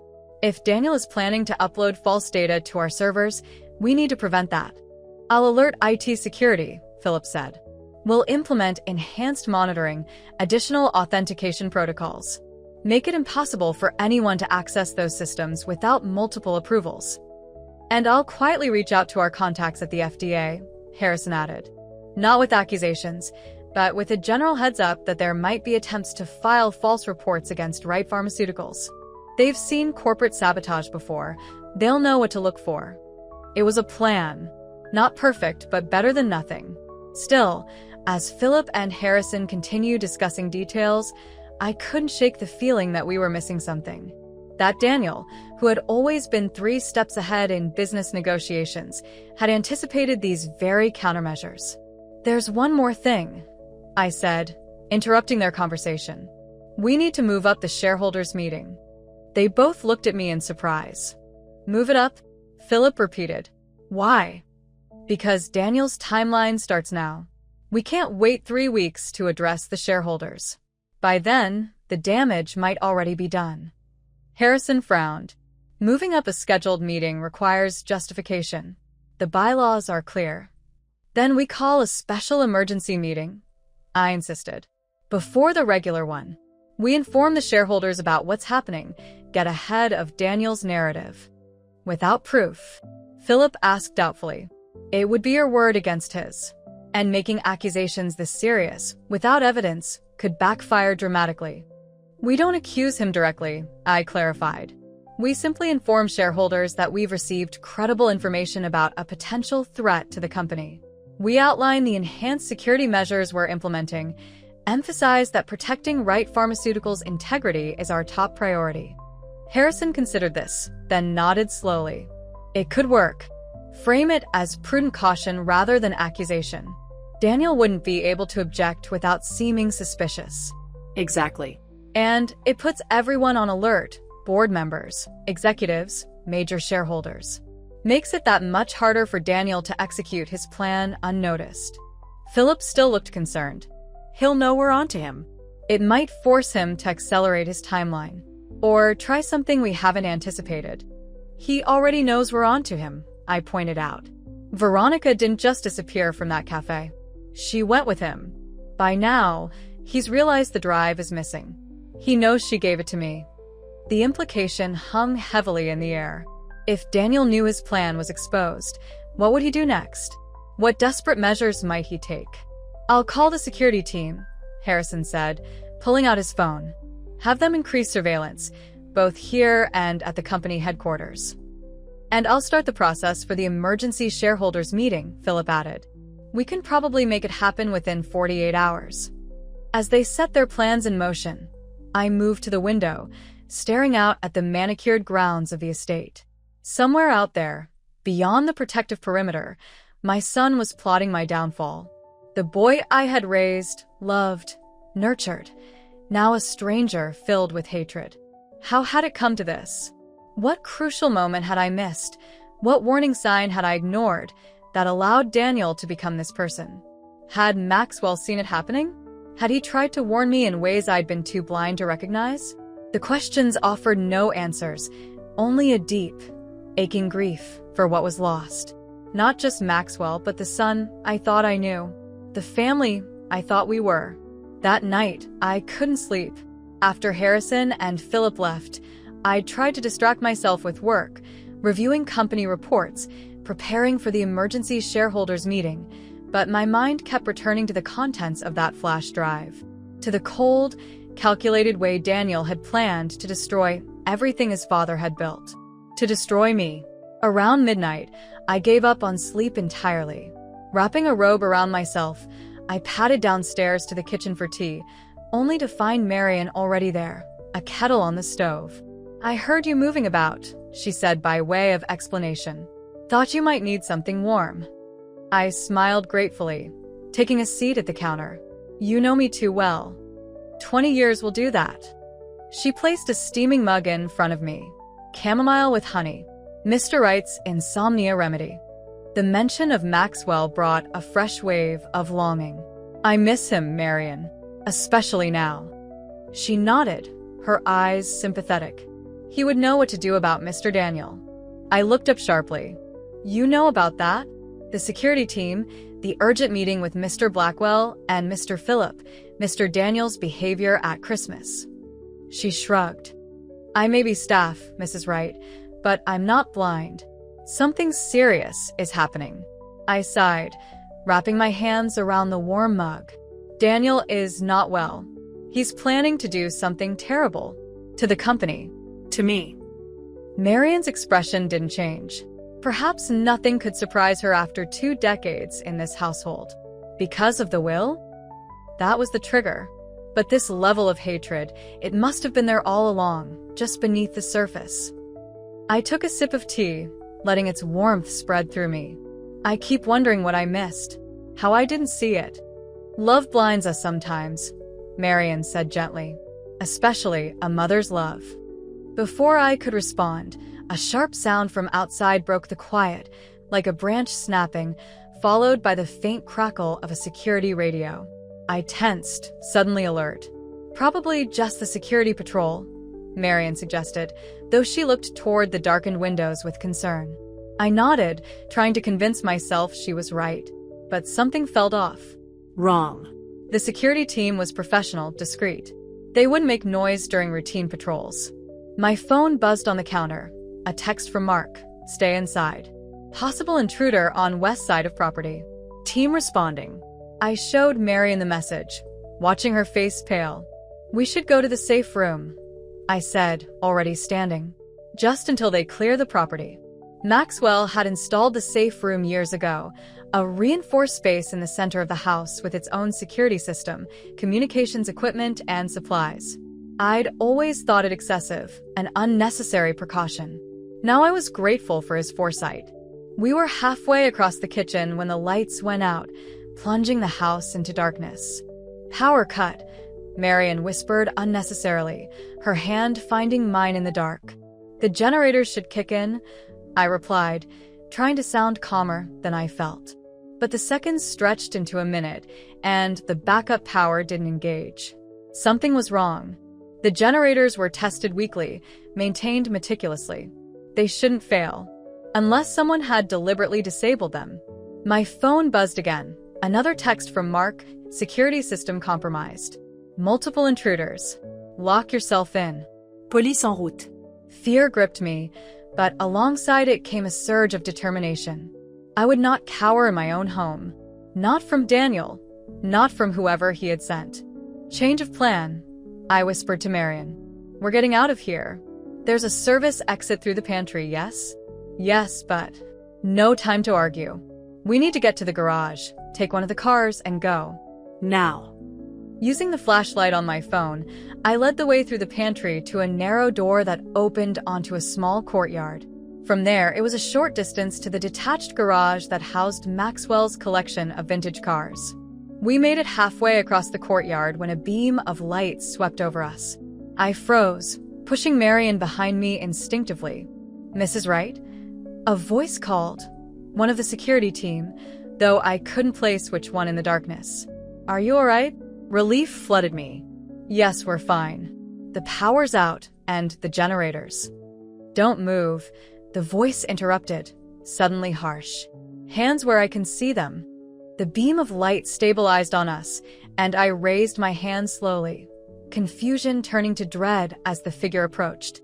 It wasn't one of our security team at all, but a stranger in dark clothing, face obscured by a ski mask.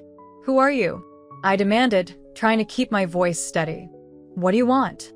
Quiet, the intruder snapped, gesturing with what I now saw was a gun. Both of you, back inside. Now. My mind raced, calculating options, escape routes. Where was the security team? Had they been neutralized? Was this Daniel's doing? I said move. The intruder repeated, more forcefully this time. I took a step backward, pulling Marion with me. Whatever you're being paid, I said carefully. I can double it. A harsh laugh. This isn't about money, Mrs. Wright. Now back inside before I decide one hostage is enough. Hostage. The word sent ice through my veins. This wasn't a burglary or a random home invasion. This was targeted. Planned. Just as I was about to comply, a shout came from across the courtyard, followed by the beam of another flashlight. One of the actual security guards, gun drawn. Drop your weapon, he ordered. Security, drop it now. What happened next was a blur of motion and sound. The intruder swung toward the new threat, firing twice. The security guard returned fire. Marion screamed. I pushed her toward the cover of a stone planter, diving after her as bullets whizzed overhead. More shouts. More gunfire. The thud of bodies hitting the ground. Then silence, broken only by the wail of approaching sirens. Mrs. Wright. A different voice this time, familiar. Mark. Are you hurt? I emerged cautiously from behind the planter. We're okay. Shaken, but unharmed. In the beam of Mark's flashlight, I could see the intruder on the ground, motionless. Blood pooled beneath him. A few yards away, one of our security team was sitting up, clutching his shoulder, face tight with pain. Thompson's hit, but it's not serious, Mark reported, keeping his gun trained on the fallen intruder. Wilson and Brooks secured the perimeter. 2 more hostiles neutralized at the east entrance. Neutralized, I repeated, the word feeling foreign on my tongue. Non-fatally, he clarified. Police will take them into custody. This one. He nodded toward the motionless figure. Doesn't look so good. I approached slowly, drawn by a need to understand, to see the face of someone who had come to my home with violence in mind. Ma'am, I wouldn't, Mark began, but I ignore him, kneeling beside the fallen intruder. With steady hands, I removed the ski mask. The face beneath was young, unfamiliar.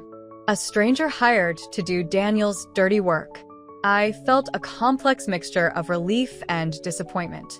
Part of me had expected, perhaps even hoped, to find Daniel himself, to confront him directly, to demand answers face to face. Do you recognize him? Mark asked. I shook my head. No. But I think I know who sent him. The sirens grew louder, and suddenly the courtyard was awash in the red and blue lights of police cars. What followed was a chaotic blur of questions, statements, evidence collection. The intruder was pronounced dead at the scene. The other two were taken into custody, both refusing to speak. By dawn, the police had established that the attack was professional, coordinated, the work of hired mercenaries rather than common criminals. Their target appeared to be me specifically, though whether for kidnapping or worse remained unclear. We'll need you to come to the station to make a formal statement, the detective in charge told me as the sun began to rise. And I strongly suggest you consider relocating temporarily. Whoever ordered this might try again. I nodded, too exhausted for argument. I'll make arrangements. As the police finally departed, Harrison arrived, having been notified by the security team. His face was grim as I recounted the night's events. This is escalating faster than we anticipated, he said, running a hand through his disheveled hair. Daniel must be desperate. Can we prove he's behind this? I asked. Harrison shook his head. Unlikely. Men like these are professionals. They won't talk, and any money trail will be well hidden. So he gets away with it, I said bitterly, with trying to have me kidnapped or worse. For now, Harrison conceded, but we can use this. The emergency shareholders meeting is tomorrow. This attack gives us leverage, concrete evidence that someone is targeting the company's leadership. I laughed without humor. Leverage. My son sends armed men to my home, and we call it leverage. Harrison's expression softened.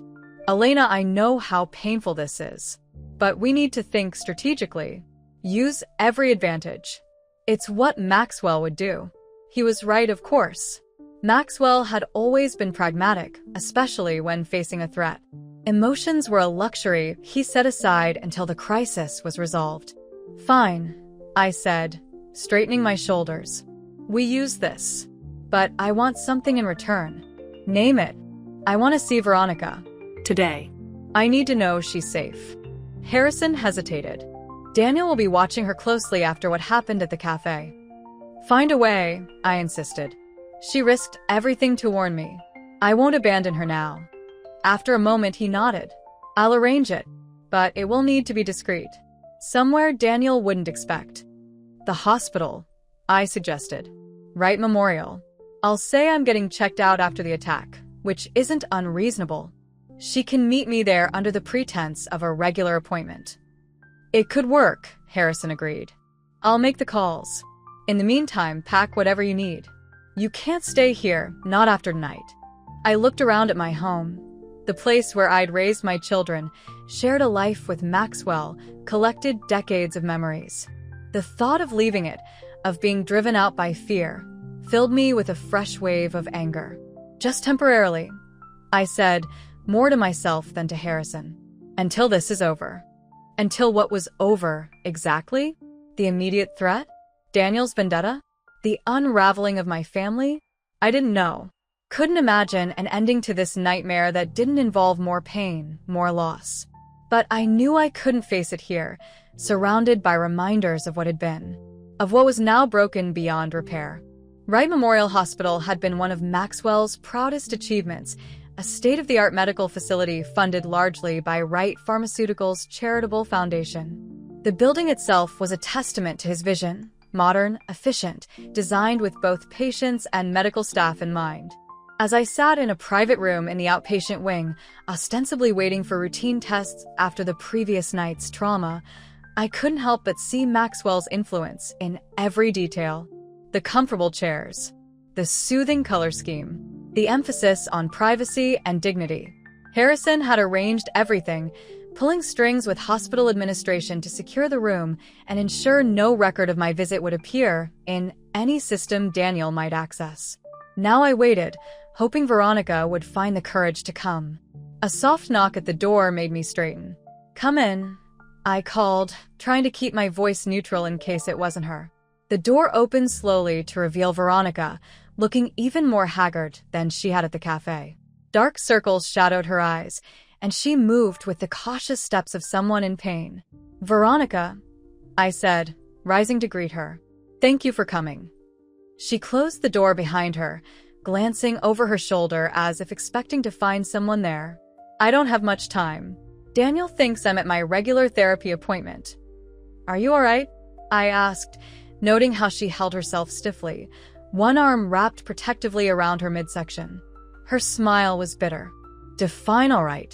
I guided her to a chair, sitting across from her rather than behind the examination table, creating equality rather than distance. "Did he hurt you? After the cafe?" She looked away, which was answer enough. "It doesn't matter. What matters is what was on that drive. Did you look at it?" Yes. "It's disturbing. Far worse than I imagined." "Then you understand why I had to warn you." She leaned forward, wincing slightly with the movement. "Daniel isn't just angry, Mrs. Wright. He's obsessed. Consumed. The company, the money, it's all he talks about. All he thinks about." "And you?" I asked gently. "Where do you fit in his plans?" Her laugh was hollow. "I don't. Not anymore. I'm a liability now. A weakness to be managed." The echo of the word from Daniel's contingency plan sent a chill through me. "Veronica, you're not safe with him. You know that, don't you?" She nodded, blinking back tears. "I know. But leaving isn't simple. He monitors everything, my phone, my computer, my bank accounts. He has people watching me when he can't do it himself." "We can help you," I assured her, reaching for her hand. "Harrison has connections, safe houses, legal resources. We can get you out, protect you." "It's not just about protection," she said, pulling her hand away. "It's about evidence. Proof of what he's doing." Understanding dawned. "You're gathering evidence against him." She nodded again. The flash drive was just the beginning. Plans, ideas. But now he's putting them into action. Making calls. Meeting with people. I've been recording what I can, documenting everything. "That's incredibly dangerous, Veronica." "I know the risk," she said, a flash of steel beneath the fear. "But I made my choice when I married him. I ignored the warning signs, told myself he was just ambitious, driven. This is my chance to make it right." I studied her face, seeing not just fear but determination, resolve. She had found her courage in the midst of terror, and I couldn't help but admire her for it. "There was an attack at my home last night," I said. "Armed men. One was killed by security." Her eyes widened. "Daniel," she whispered. "He was on the phone for hours last night, speaking in code. I couldn't understand most of it, but I knew it was something bad." "Can you prove it was him? Did you record any of those calls?" She shook her head regretfully. "He's too careful for that. Uses burner phones, speaks in euphemisms." "But..." She hesitated, then continued in a rush. "There's a meeting tonight. Something big. He thinks I don't know about it, but I overheard him talking to JS." "JS," I repeated. "The same JS from the emails on the flash drive?" Yes. "I don't know who it is, but they're meeting at a warehouse Daniel owns through a shell company. 10 p.m. I was planning to follow him, try to record whatever happens." "Absolutely not," I said firmly. "It's too dangerous. If Daniel catches you..." "He won't," she insisted. "I've done it before. I know how to stay hidden." The thought of Veronica putting herself at such risk made my chest tight with anxiety. But I also recognized the importance of what she was offering.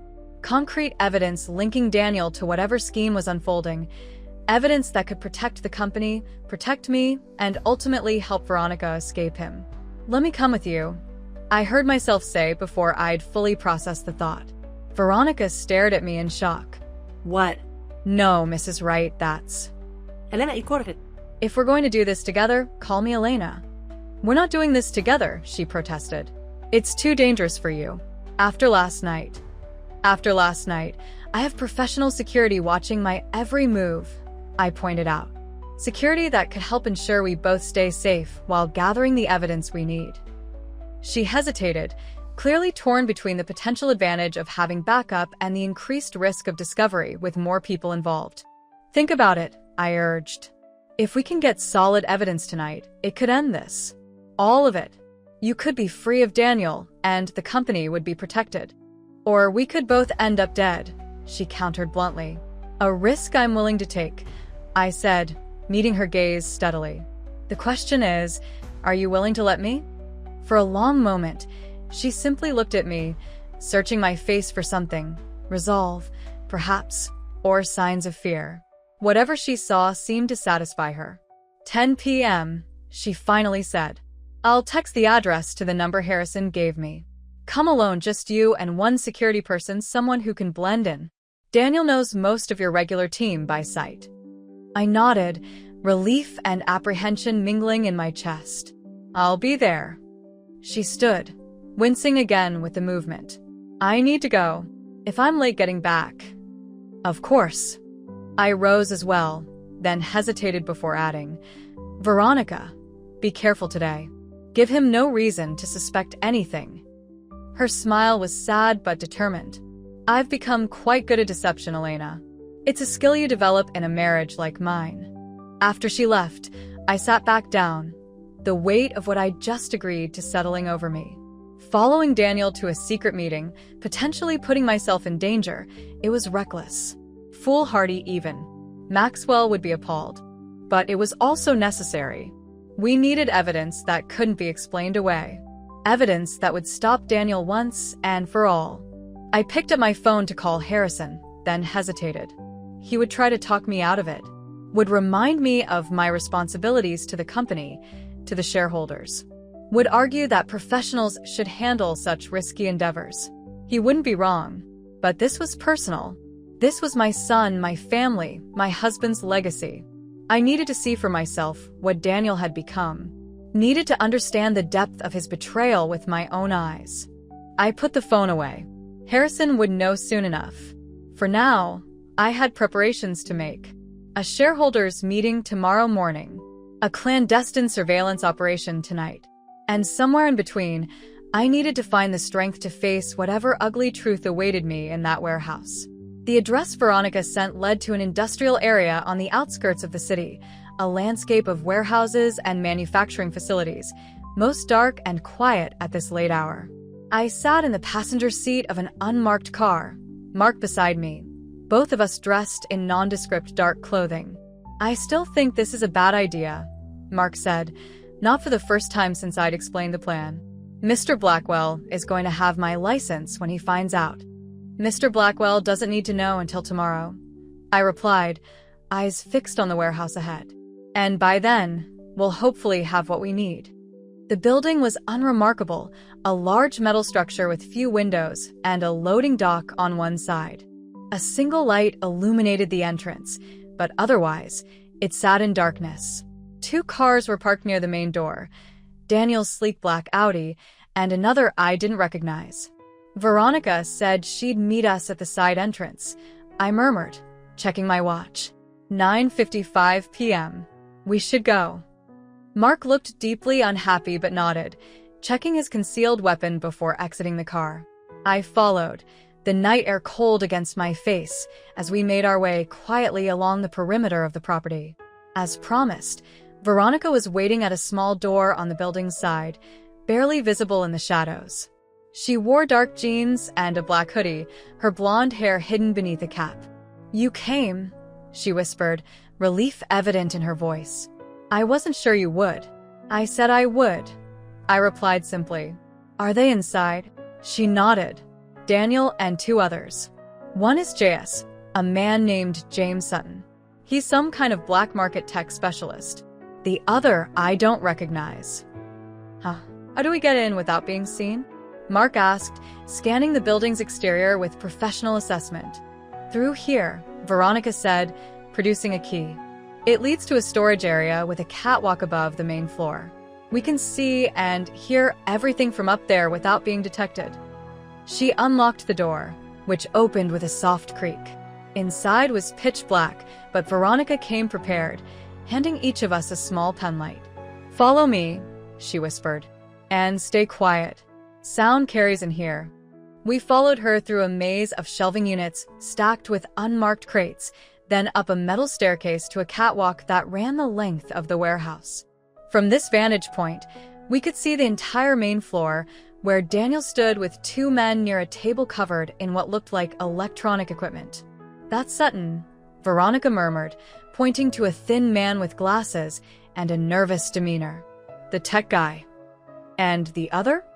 I asked, studying the third man, older, heavy-set, with the bearing of someone accustomed to authority. No idea. "But he seems to be in charge." We crouched low on the catwalk, keeping to the shadows as voices drifted up from below. Timelines accelerated. The unknown man was saying, his voice gravelly and impatient. "We move tomorrow, not next week." "Tomorrow?" Daniel sounded surprised. "That's too soon. The preparations are sufficient." The man cut him off. "Your mother's making moves. Emergency shareholders meeting in the morning. Security protocols upgraded at company headquarters. She knows something's coming." My breath caught. How did they know about the shareholders meeting? It had only been finalized that afternoon, the notification sent out just hours ago. "Impossible," Daniel was saying. "She can't know the details. Only the three of us." "And your wife," the man interrupted again. "Who met with your mother yesterday? Who could have told her anything?" Daniel's face hardened. "Veronica knows nothing. She's under control." Beside me, Veronica stiffened, her hands clenching into fists. "Regardless," the man continued, "we adapt. The data breach happens tonight. FDA anonymous tip goes out before market opening tomorrow. By the time your mother's precious shareholders meeting begins, Wright Pharmaceuticals will already be in free fall." "And the evidence trail?" Daniel asked. "It still leads to her?" The man smiled coldly. "Oh yes. Every falsified document, every fraudulent test result, every criminal instruction, all bearing your mother's digital fingerprints. By tomorrow afternoon, the FBI will be escorting her from the building." I felt sick, watching my son discuss my downfall with such clinical detachment. Not just professional ruin, but criminal charges. Prison. "And my position?" Daniel pressed.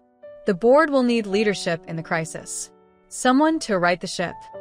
"Already arranged," the man assured him. "Your public condemnation of your mother's corruption is prepared for release. Your shock and disappointment will be very convincing. The board will have little choice but to turn to you, the grieving son determined to save his father's legacy from his mother's betrayal." They continued discussing details, server access points, media contacts, contingency plans, but I was barely listening. My focus narrowed to Daniel's face. The eagerness there. The anticipation. Not a hint of remorse or conflict about destroying his own mother. "We need to go," Mark whispered urgently in my ear. "We have what we came for. We need to warn the company, stop the data breach before it happens." He was right. Every second we remained increased the risk of discovery. And time was critical. The attack on Wright Pharmaceuticals servers was imminent. I nodded, beginning to back away from our observation point. Veronica followed, her face pale but determined in the dim light. We had almost reached the stairs when disaster struck. Veronica's foot caught on a loose section of the catwalk, sending a metal tool clattering to the floor below with a sound that echoed like a gunshot in the cavernous space. Instantly, all conversation below ceased. "What was that?" the gravelly voice demanded. "Check it out." Now. "Run," Mark whispered, drawing his weapon. "I'll hold them off. Get to the car." "I'm not leaving you," I protested. "Not negotiable," he replied firmly. Go. "Both of you."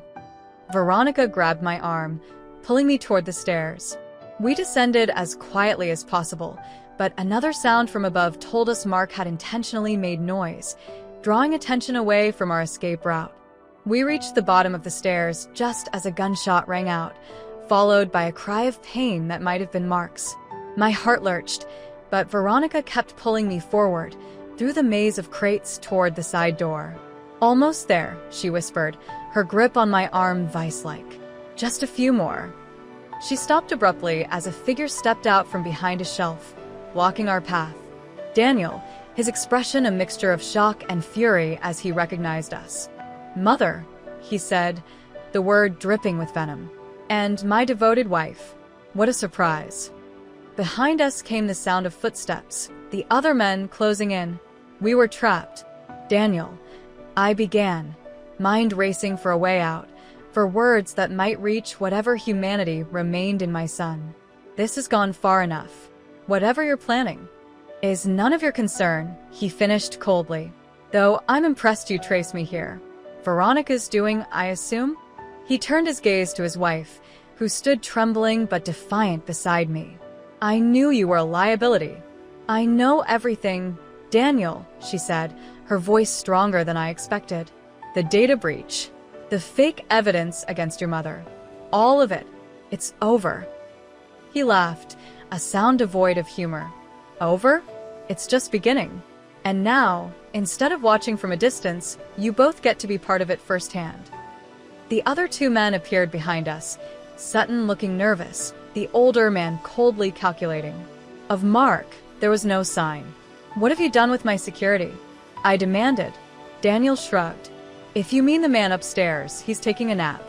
Permanently or temporarily depends on how cooperative you decide to be." Fear coursed through me, but I forced it down, meeting my son's gaze steadily. "You won't get away with this. The authorities will believe whatever evidence we plant," the older man interrupted. "Which now includes your convenient presence at a warehouse filled with stolen company data. How eager you were to sell out your husband's legacy for the right price." Understanding dawned with horrifying clarity. They would use us, our presence here, as part of their scheme. Frame us as willing participants in corporate espionage. "No one will believe that," I said, but my voice lacked conviction. "Everyone will believe it," Daniel countered, "because we're very good at what we do." He turned to the older man. "Change of plans. We use them." The man nodded, pulling out his phone. "I'll make the arrangements. Sutton, secure them." No marks. Sutton produced a zip tie, moving toward Veronica first. She backed away, but there was nowhere to go. "Don't touch her," I said, stepping between them. "Daniel, stop this. This isn't you. This isn't who you are." Something flickered in his eyes, uncertainty, perhaps, or a ghost of the son I'd once known. But it vanished as quickly as it had appeared. "You have no idea who I am," he said quietly. "You never did." He nodded to Sutton, who moved forward again, zip tie ready. I braced myself, mind frantically searching for a way out, for some miracle that would save us from whatever they had planned. And then, from outside, came the sound of sirens. Distant at first, then rapidly approaching. Daniel's head snapped up. "What is that? Who called the police?" "Not me," the older man said, moving to a window. "But they're definitely coming here." Daniel rounded on Veronica. "What did you do?" She met his gaze, a small, defiant smile playing at her lips. "Insurance policy. I set a timer on my phone. If I didn't deactivate it by 10:30, it automatically sent our location to the police, along with a message about a potential hostage situation." Fury contorted Daniel's features. He raised his hand as if to strike her, but the older man grabbed his arm. "No time," he snapped. "We need to go. Now. Leave them. We can't just. We can, and we will. The plan is blown. We adapt. There are other ways to take down your mother and the company. But not if we're in jail for kidnapping." Daniel hesitated, clearly torn between escape and revenge. The sirens grew louder, now unmistakably headed for the warehouse. "Daniel," I said, making one last appeal. "It's not too late to stop this. to make different choices. For a moment, just a moment, I thought I saw something soften in his expression. A flicker of doubt, of regret. Then it was gone, replaced by cold resolve. It was too late the moment you chose the company over me. The moment you let Dad write me out of my inheritance. This isn't over, Mother. Not by a long shot. With that, he turned and followed the older man toward the rear of the warehouse, Sutton hurrying after them. Seconds later, we heard a door open and close, followed by the sound of engines starting. Veronica sagged against me, the adrenaline that had kept her upright now fading. "We should check on your security guard," she said weakly. "He might still be alive." I nodded, supporting her as we made our way back to the stairs. That was quick thinking, with the phone timer. She gave a shaky laugh. I wasn't sure it would work. Wasn't even sure the police would come for something like that. "They came," I said, relief and exhaustion washing over me in equal measure. That's what matters. We found Mark at the top of the stairs, unconscious but breathing, a nasty gash on his temple, but no gunshot wound. The sound we'd heard must have been a warning shot, or perhaps a bullet striking metal nearby. As we waited for the police to enter the building, I stared out at the warehouse floor, at the abandoned equipment on the table, evidence of how close Daniel had come to destroying everything. Evidence of how far he had fallen. "He's gone," Veronica said softly, following my gaze. "The Daniel you knew, maybe he was never really there at all." I thought of the baby I'd held in my arms, the child I'd taught to ride a bike, the young man I'd watched graduate with honors. Had it all been a facade? A mask hiding the darkness beneath? Or had something broken along the way? Some essential connection severed, some wound left to fester until it poisoned everything it touched. I didn't know. Might never know. What I did know was that my son was now my enemy, that he would return, would try again to destroy what Maxwell had built, what I now protected. And when he did, I would be ready. When I stepped into that boardroom for the emergency shareholders meeting, all eyes turned to me, some with pity, others with suspicion. My son had disappeared after the warehouse confrontation, but the damage he'd inflicted was already spreading like poison through the company. I was bruised but unbroken, ready to fight for Maxwell's legacy with every weapon I had. That's when I realized that sometimes the most dangerous battlefield isn't in some warehouse at midnight. It's in a room full of people in expensive suits, deciding your fate with the stroke of a pen. If you've ever had to stand up and fight when everyone expected you to fall, subscribe now. The strength I found that day might just inspire you to find yours. The police arrived at the warehouse in force. Multiple squad cars, lights flashing, officers with weapons drawn.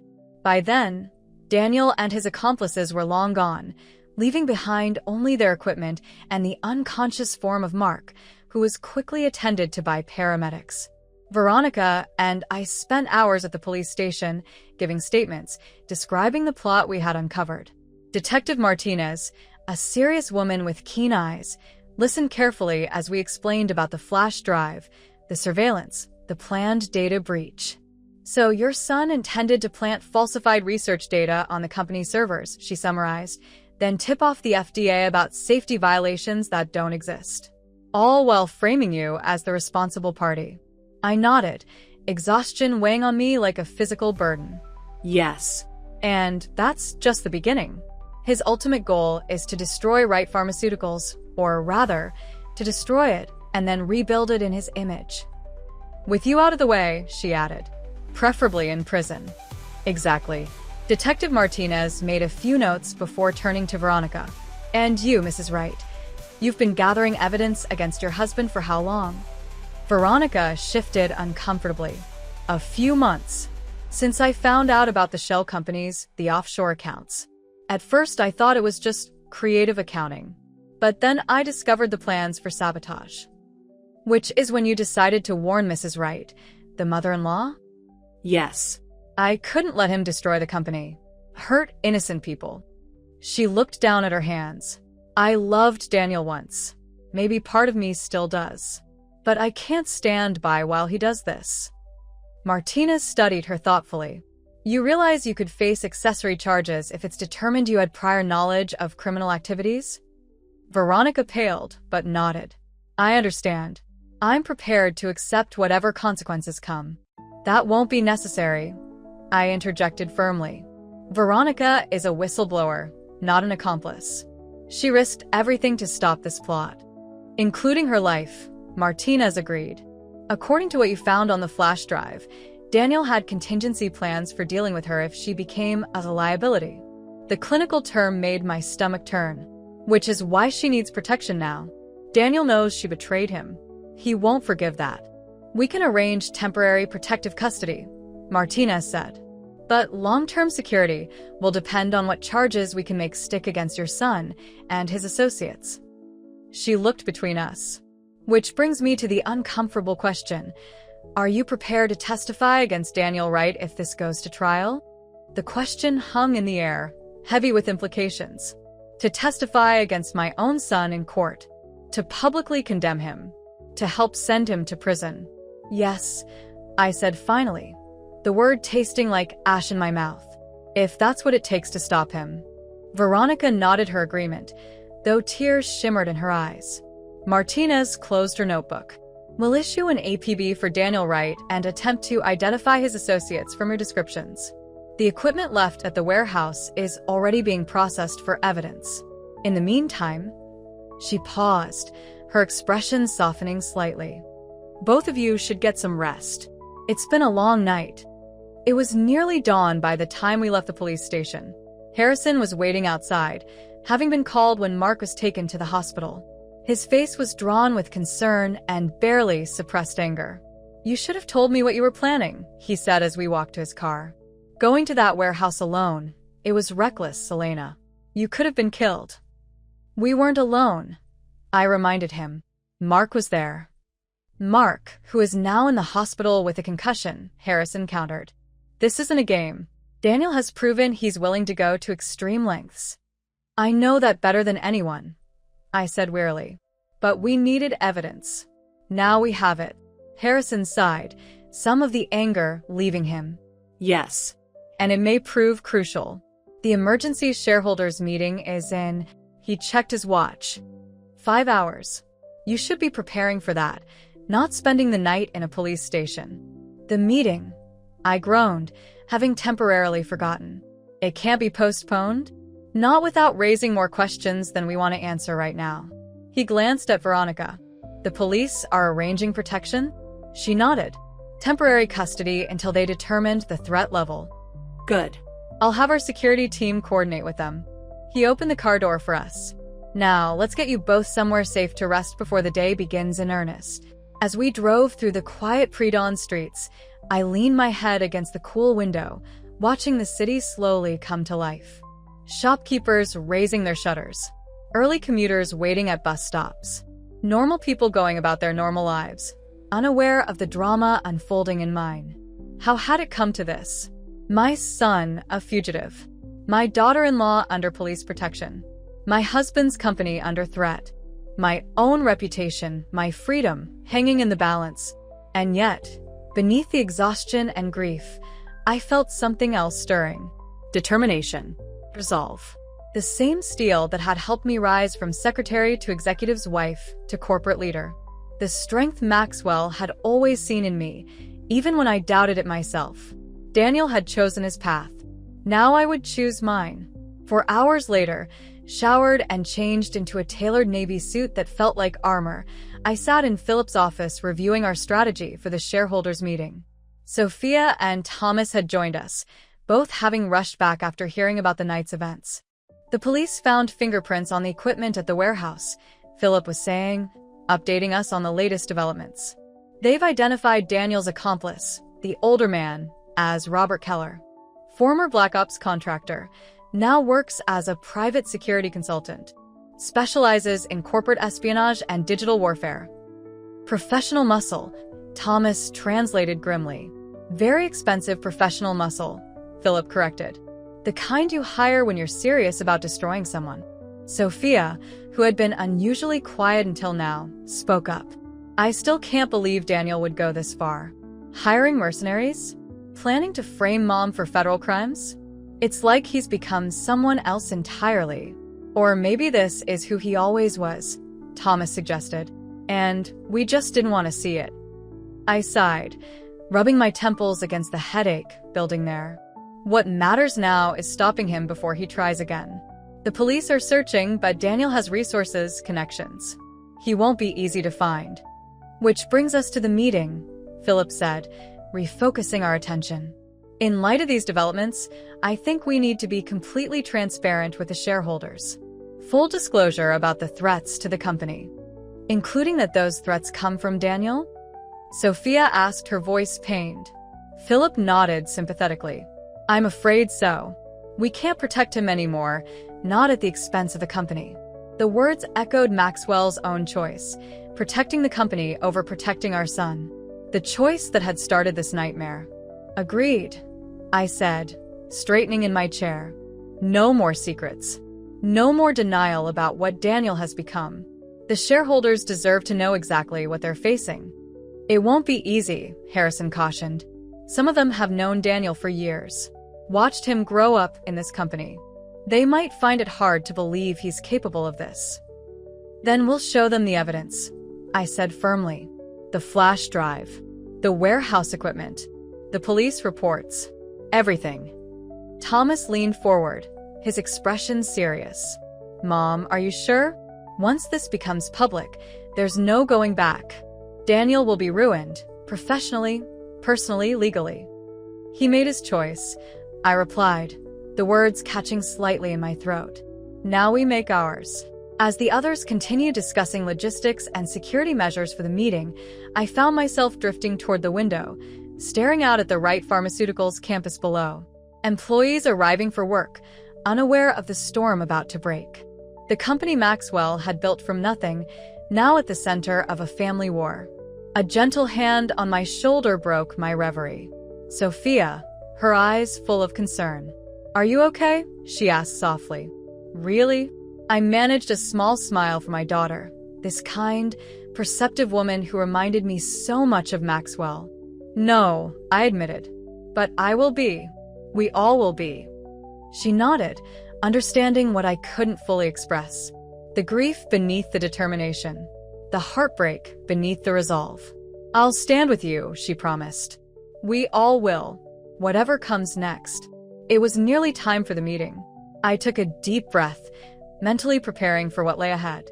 The questions, the shock, the judgment.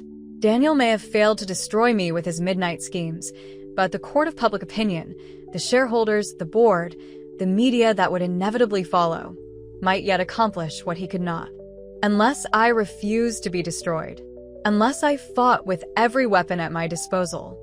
Maxwell's voice seemed to whisper in my ear, an echo from years ago when we faced our first major corporate crisis. Stand tall, Elena. Show them your strength, not your fear. That's how you win. I straightened my shoulders, adjusted my suit jacket, and turned back to the room. Let's go, I said, my voice steady. It's time. The boardroom was filled to capacity, with additional chairs brought in to accommodate the unusually high attendance. Board members, major shareholders, key executives, all summoned on short notice for what the notification had described only as an emergency meeting regarding urgent company matters. The tension was palpable as I entered, flanked by Philip, Harrison, Sophia, and Thomas. Whispers rippled through the room, eyes tracking our progress to the head of the table. Everyone had questions. No one knew what to expect. Thank you all for coming on such short notice. I began once we were seated. I apologize for the urgency and the lack of detail in the notification. But as you'll soon understand, the situation required discretion. I paused, surveying the room. Familiar faces stared back. Gerald Hoffman, the board member who had initially doubted my ability to lead, Sarah Chun, our brilliant head of research, Marcus Donovan, one of our largest outside investors, people who had known Maxwell, known Daniel, people whose livelihoods and investments were tied to Wright Pharmaceuticals. Last night, I continued, an attempt was made to breach our company's secure servers. The intention was to upload falsified research data that would make it appear our newest medications have dangerous, undisclosed side effects. Murmurs of alarm spread through the room. Gerald Hoffman leaned forward. Was the attempt successful? No, Philip answered. Thanks to the enhanced security measures we implemented earlier this week, the breach was detected and blocked. However, I added, this was only one component of a larger plot against Wright Pharmaceuticals. A plot that included plans to file false reports with the FDA, leak fabricated internal documents to the press, and trigger federal investigations that would cripple our operations and destroy our stock value. The murmurs grew louder, more concerned. Marcus Donovan spoke up. Who's behind this? A competitor? Industrial espionage. I took a deep breath, steeling myself for the moment of truth. The plot was orchestrated by Daniel Wright, my son, the former vice president of operations. Silence fell, heavy and shocked.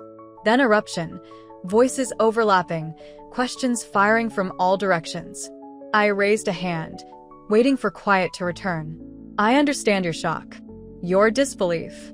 I felt the same when I first discovered what Daniel was planning. But the evidence is irrefutable.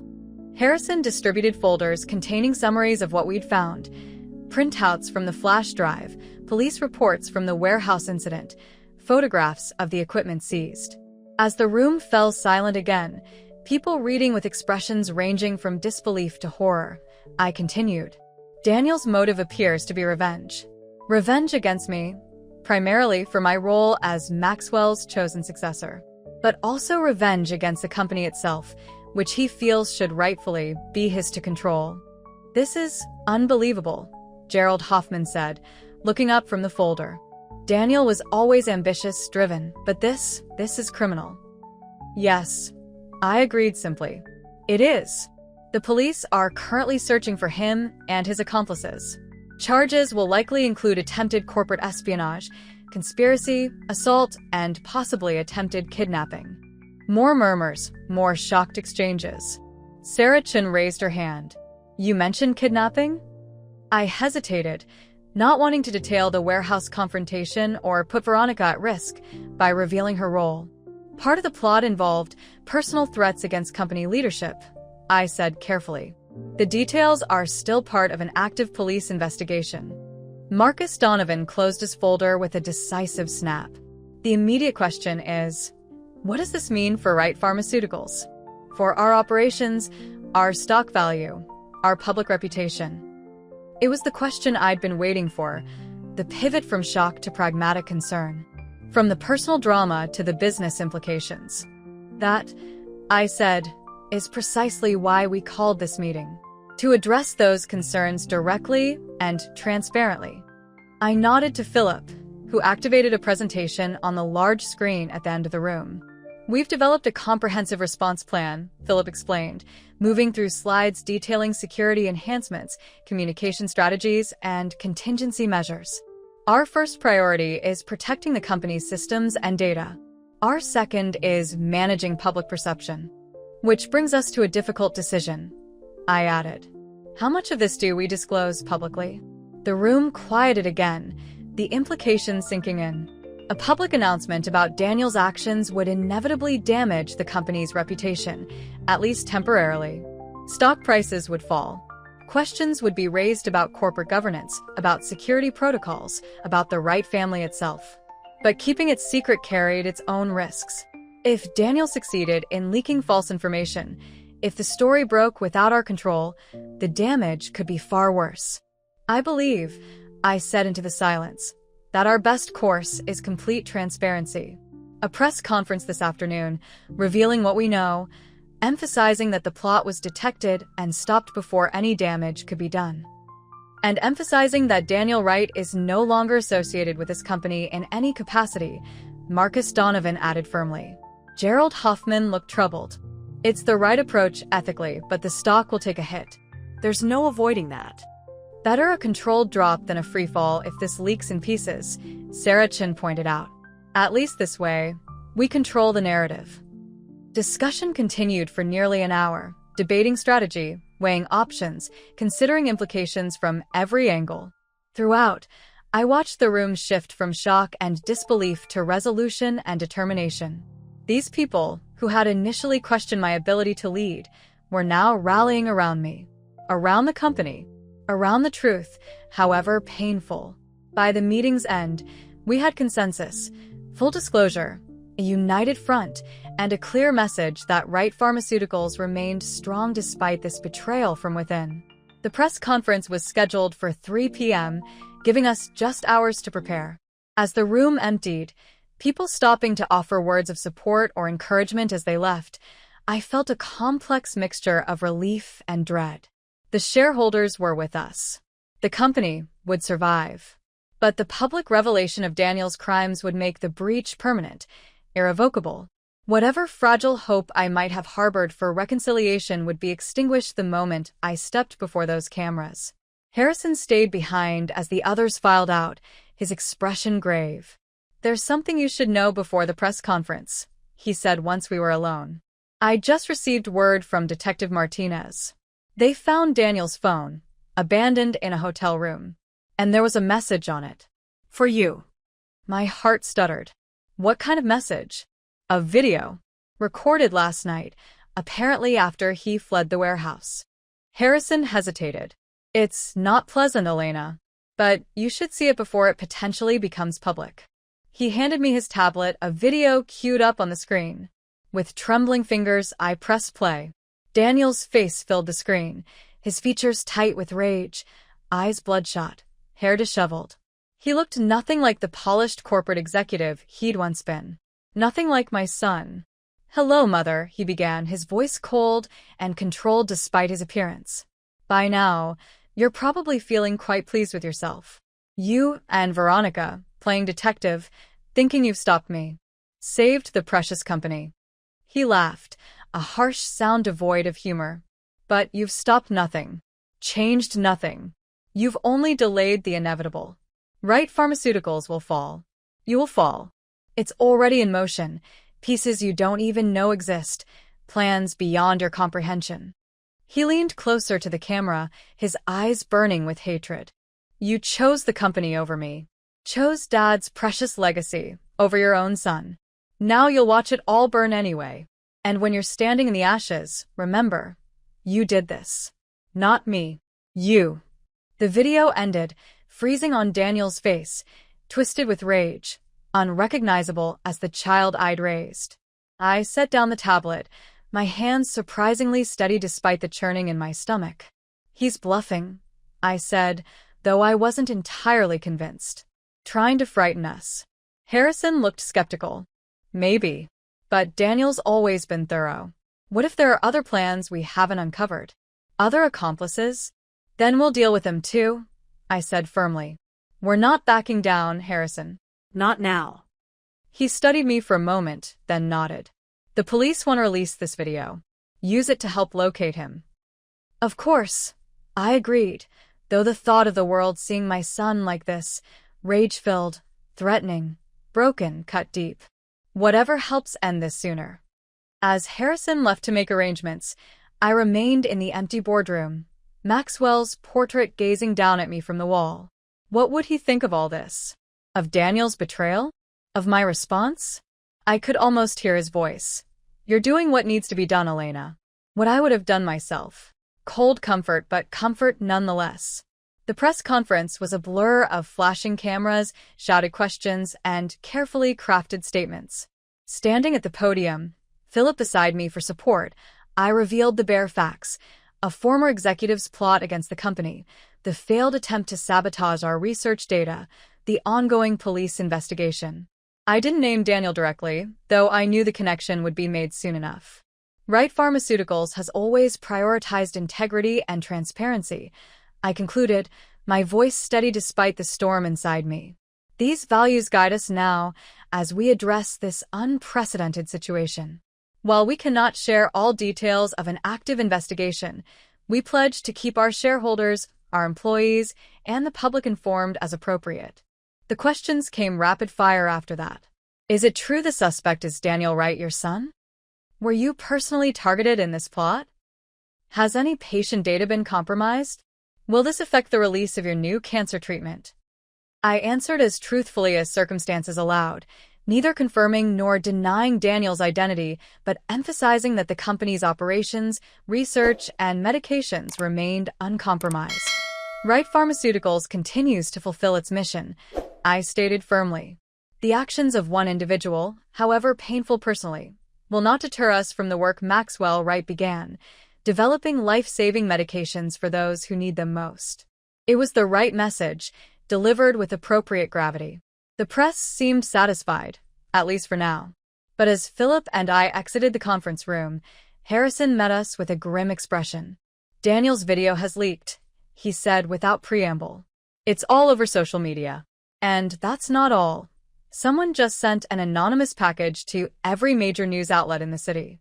Documents alleging financial improprieties at Wright Pharmaceuticals. Under Maxwell's leadership, my blood ran cold. What kind of improprieties? Tax evasion, bribery of foreign officials, off-the-books payments to researchers for falsifying results. Harrison's expression was pained. All fabricated, of course, but convincing enough to warrant investigation. To cast doubt Daniel's backup plan, Philip realized. If he couldn't destroy the company directly, he'd tarnish its founder's reputation. Your reputation. I closed my eyes briefly, absorbing this new blow. Daniel knew exactly where to strike, not just at the company's future, but at its foundation, at Maxwell's legacy. How bad is it? I asked, opening my eyes to face whatever came next. Bad, Harrison admitted. The major networks are already running with the story. Stock is starting to slide. The FDA has announced a routine review of our approval processes, which is anything but routine under these circumstances. And the board, calling for an emergency session. Again. I nodded, oddly calm despite the storm breaking around us. Then we face it. All of it. Together. Philip squeezed my shoulder supportively. Always. The next 48 hours passed in a whirlwind of crisis management. Board meetings, press statements, calls with regulatory agencies. Throughout, I maintained a public face of calm confidence while privately working around the clock to counter Daniel's attacks. We released Maxwell's complete financial records, showing no irregularities. We invited independent auditors to review our research protocols. We cooperated fully with every inquiry, every investigation, maintaining that transparency was our best defense against false allegations. Slowly, painstakingly, we began to turn the tide. The FDA's routine review found nothing amiss. Financial journalists began questioning the anonymous document's authenticity. The stock price, after an initial plunge, stabilized and began to recover. But Daniel remained at large, a shadow hanging over everything.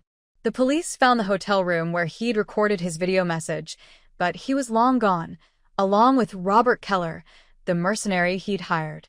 The third man, James Sutton, had been apprehended trying to flee the country, but he claimed to know nothing about Daniel's current whereabouts or future plans. He paid cash for everything, Detective Martinez reported during one of our daily updates. Burner phones only.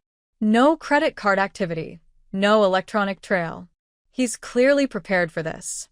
He always was meticulous, I said, a complicated pride mingling with my fear and anger.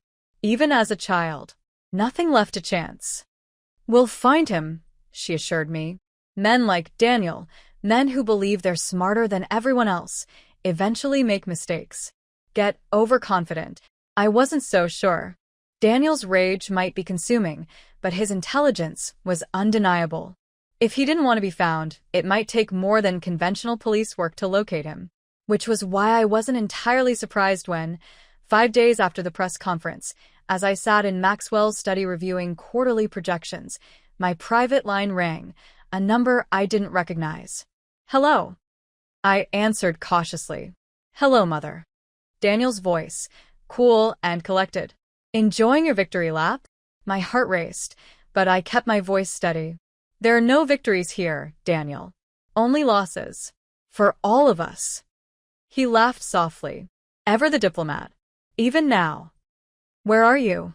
I asked, though I knew he wouldn't tell me. The police are looking for you. It would be better if you turned yourself in.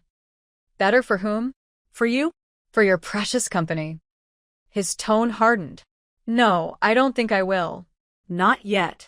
Not until we finish this properly. A chill ran down my spine. What does that mean? It means I'm not done. The documents were just the beginning. A taste of what's coming. Daniel, stop this, I pleaded, abandoning pretense. Whatever you're planning, whatever you think it will accomplish, it won't bring you peace. It won't give you what you want. You have no idea what I want, he snapped, emotion finally cracking through his controlled facade. You never did. Then tell me, I urged. Help me understand. There was a long pause, filled only with the sound of his breathing. When he spoke again, his voice was quieter, almost reflective. Do you remember my 10th birthday? The chemistry set Dad gave me? The question caught me off guard. Of course. You were so excited. Spent weeks doing every experiment in the instruction book. And then I created my own experiment. Mixed chemicals I wasn't supposed to mix. Nearly burned down the garage. I remembered all too well.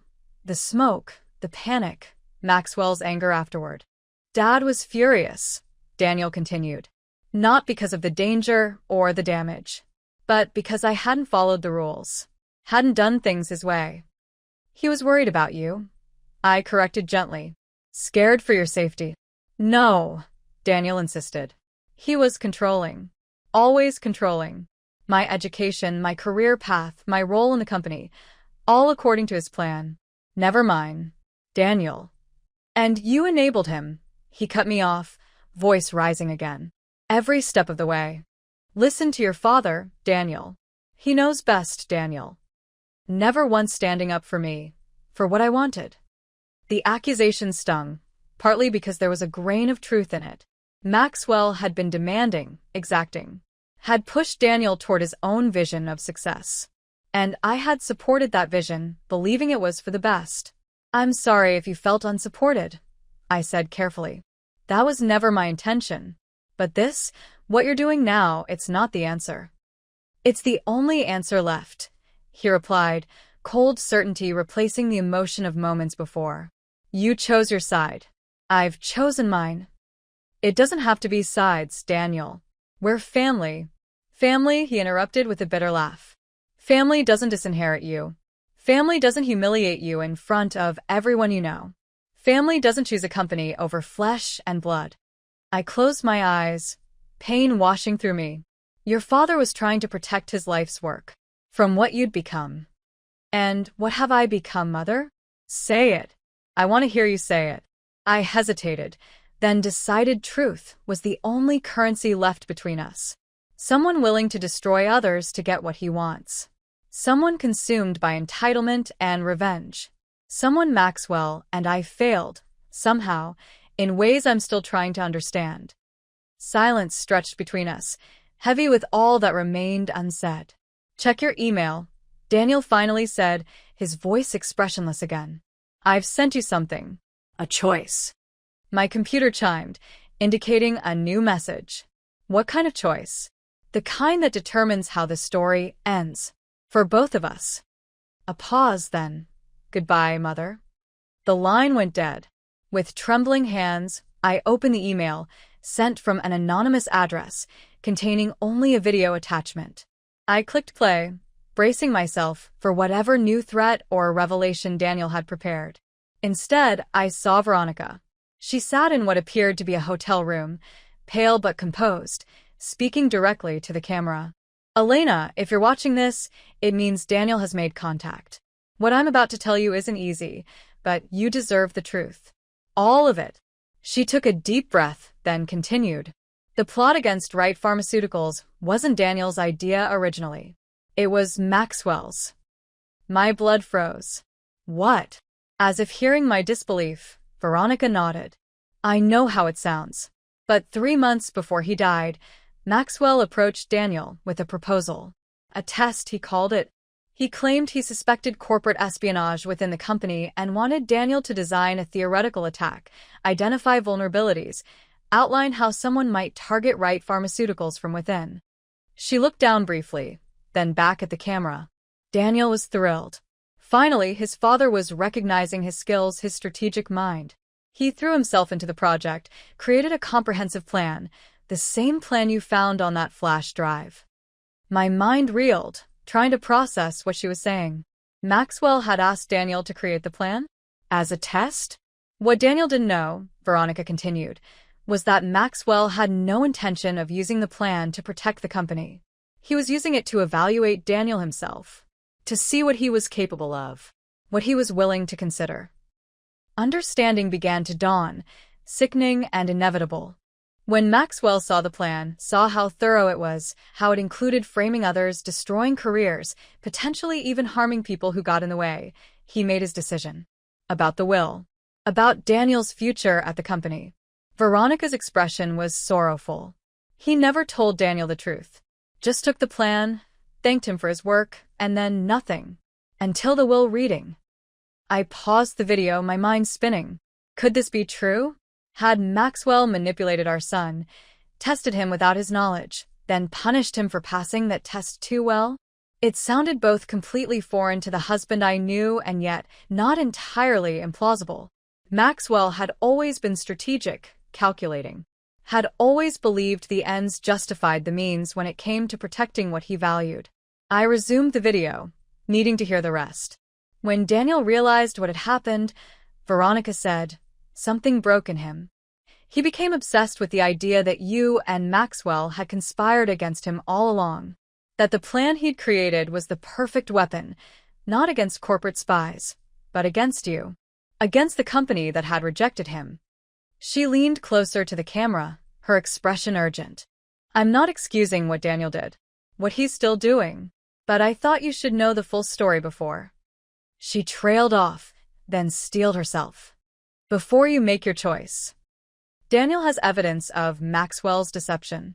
Recordings of their conversations about the project. Emails. The original brief Maxwell gave him, outlining the test. He's prepared to release it all publicly. My stomach dropped.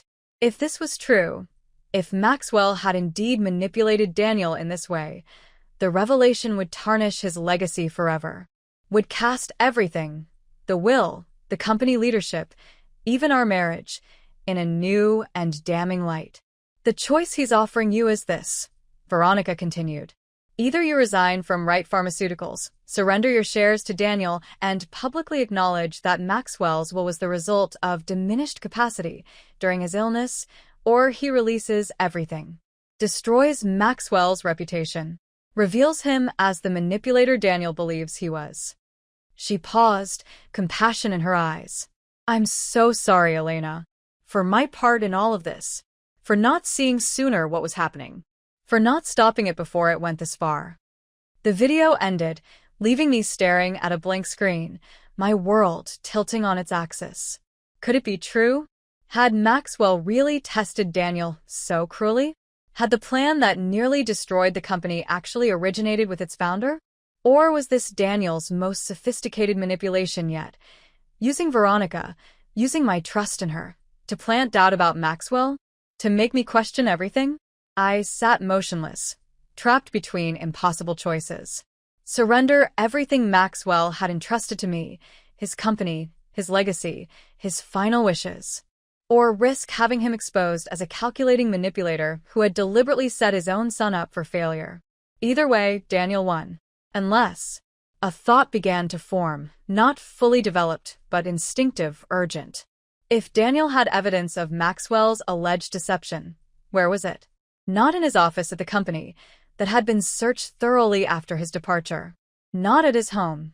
The police had executed a warrant there days ago. It had to be somewhere secure. Somewhere personal. Somewhere only Daniel would think to look. And suddenly I knew. The realization hit me with such clarity that I nearly gasped aloud. The microscope. Maxwell's first microscope, the only item he had specifically left to Daniel in the will. The antique instrument had been in Maxwell's study until the will reading, after which it had been delivered to Daniel's penthouse, as specified. Daniel had always dismissed it as a worthless token, an insult compared to the company's shares he'd expected. But what if it wasn't just a microscope? What if Maxwell had hidden something inside it, or with it? Something meant for Daniel to find eventually? I needed to see that microscope. Now. The police were hesitant at first, reluctant to allow me to accompany them on another search of Daniel's penthouse. But Detective Martinez, after hearing my theory and reviewing Veronica's video, finally agreed. "We'll treat this as a follow-up to the existing warrant," she said as we rode the elevator to Daniel's floor. "Focus on items previously cataloged but not thoroughly examined. Like this microscope." The penthouse was as I remembered it from my few visits, sleek, modern, impersonal. More like a high-end hotel suite than a home. The police had left their mark during the previous search. Drawers left open, cushions askew, the general disarray of a thorough investigation. The microscope was in his home office, I told Martinez, leading the way down a hallway. On a shelf with other awards and mementos. The office was similar to the rest of the penthouse, minimalist, expensive, cold. A glass desk dominated the space, with black leather chairs and stark white walls. One wall featured a display of awards and recognition Daniel had received throughout his career. And there, on a shelf by itself, sat Maxwell's microscope, an elegant brass instrument from the 1920s, lovingly maintained through decades of use. "That's it," I said, pointing. Martinez nodded to one of her officers, who carefully retrieved the microscope and set it on the desk. It looked smaller than I remembered, more fragile somehow. "What exactly are we looking for?" Martinez asked, studying the instrument. "I'm not sure," I admitted. "A hidden compartment, maybe? A message? Something Maxwell might have left for Daniel to find." The officer began a careful examination, using gloved hands to check each component of the microscope. The base, the arm, The tube. the eyepiece. Nothing seemed unusual or out of place. "There's a manufacturer's plate on the base," he reported. "Standard for an instrument of this vintage. Serial number, date of production." I frowned, disappointment settling over me. Had I been wrong? Was there nothing hidden here after all? "Wait," the officer said suddenly. "The plate is loose.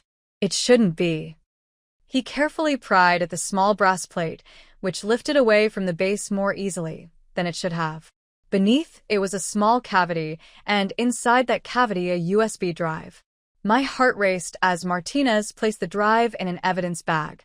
"We'll need to check this for malware before accessing it," she said. "Standard procedure." I nodded, though impatience thrummed through me.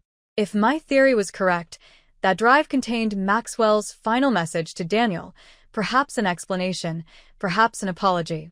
Something that might help me understand what had really happened between father and son. "How long will that take?" I asked. "A few hours. We'll call you as soon as it's cleared."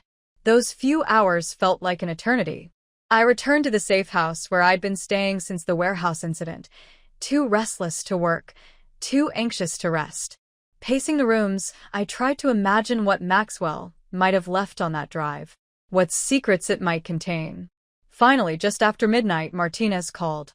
"The drive is clean, and there's only one file on it, a video. I think you should see it." 20 minutes later, I sat in a conference room at the police station, Martinez beside me, a laptop open on the table between us. She clicked play, and Maxwell's face appeared on the screen. My breath caught. He'd recorded this late in his illness, his face gaunt, his once robust frame diminished by cancer. But his eyes were clear, focused, determined. "Daniel," he began, his voice weaker than I remembered, but still commanding. "If you're watching this, then several things have happened. You've received my microscope. You've discovered this message. And you've learned that I tested you in a way no father should test a son." I felt a jolt of shock. So it was true. Veronica's account had been accurate. "I owe you an explanation," Maxwell continued. "When I asked you to design a theoretical attack on the company, I told you it was to identify vulnerabilities.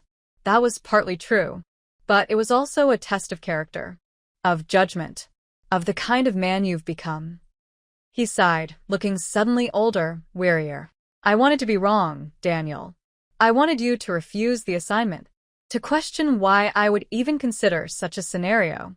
At the very least, I wanted you to design a plan that showed restraint, ethical boundaries, concern for innocent people who might be harmed. Maxwell's expression hardened slightly. Instead, you created something that frightened me. A plan so thorough, so ruthless, so devoid of moral consideration that it confirmed my worst fears about the path you've taken. The man you've become. He paused, seeming to gather strength before continuing. I take responsibility for my part in this. I pushed you too hard, expected too much, showed approval only when you met impossible standards. I helped create the ambition that now consumes you. Tears filled my eyes as I watched my husband's confession, his recognition of his own failings as a father. But I can't leave you the company, Daniel. Not now. Not knowing what you're capable of. The will you've recently heard read, it stands. The decisions are final. Not out of malice or disappointment, but out of responsibility to the thousands of people who depend on right pharmaceuticals. To the patients whose lives depend on our medications. Maxwell leaned closer to the camera, his expression softening. This doesn't have to be the end of our story, son. You have choices now. You can rage against this decision, can try to tear down what I've built, can lose yourself to bitterness and revenge. Or you can start again. Use your considerable talents for something better than destruction. Build something of your own, something worthy of the potential I've always seen in you. His eyes seemed to look directly into mine, though I knew he was addressing Daniel.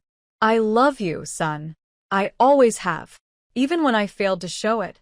Even when I pushed too hard. Even now, making this impossible choice. What happens next is up to you. The video ended, leaving me staring at a blank screen, tears streaming down my face. Maxwell had known. Had seen the darkness growing in Daniel. Had tried, in his own flawed way, to give him one last chance at redemption. A chance Daniel had rejected entirely. I need a copy of this, I said to Martinez, wiping my eyes. And I need to know if Daniel ever saw it. The drive was hidden, she pointed out. The microscope didn't appear to have been tampered with. My guess is he never found it. Which meant Daniel had embarked on his campaign of destruction without knowing his father's full reasoning. Without hearing Maxwell's acknowledgement of his own failings, his offer of a different path. What will you do with this? Martinez asked quietly. I considered the question carefully. The video was evidence in an ongoing investigation. But it was also deeply personal, a father's final message to his son, a husband's admission of his own flaws. I want Daniel to see it, I decided. Before anyone else. He deserves that much. Martinez nodded thoughtfully. We can use it. Make it public that we have evidence critical to the case. Might draw him out. Or push him further away, I cautioned. Into more desperate actions. True. But at this point, Mrs. Wright, what does he have left to lose? The question lingered as I left the station, the weight of Maxwell's confession heavy on my heart. What did Daniel have left to lose? His freedom, certainly. He faced serious criminal charges. His reputation already in tatters.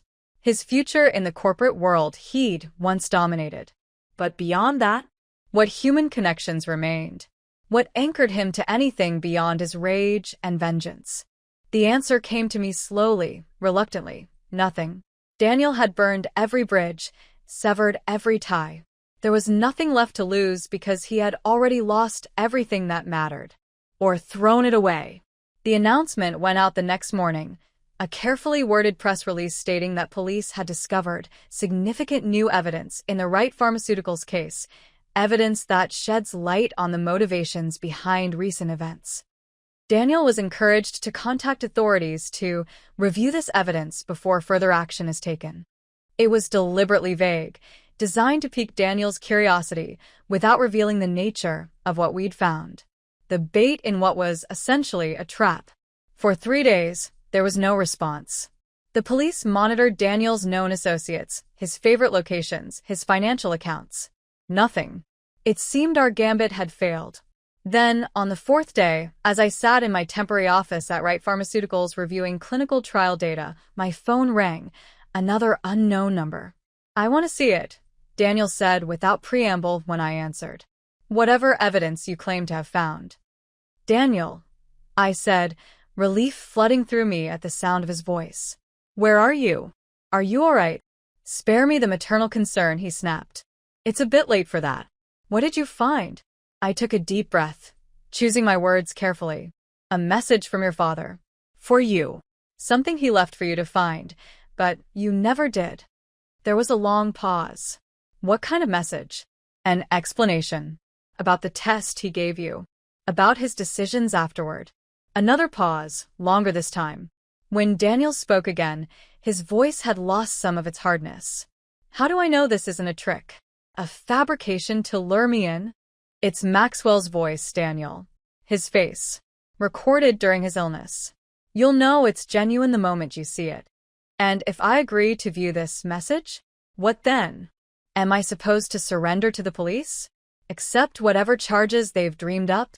That's between you and the authorities, I said carefully. I just want you to see what your father left for you. What he wanted you to know. The line went silent so long I thought he might have hung up. Finally, his voice returned, quieter now. The botanical gardens. The conservatory. Tomorrow at noon. Just you. No police. Daniel, be reasonable. Those are my terms, he cut me off.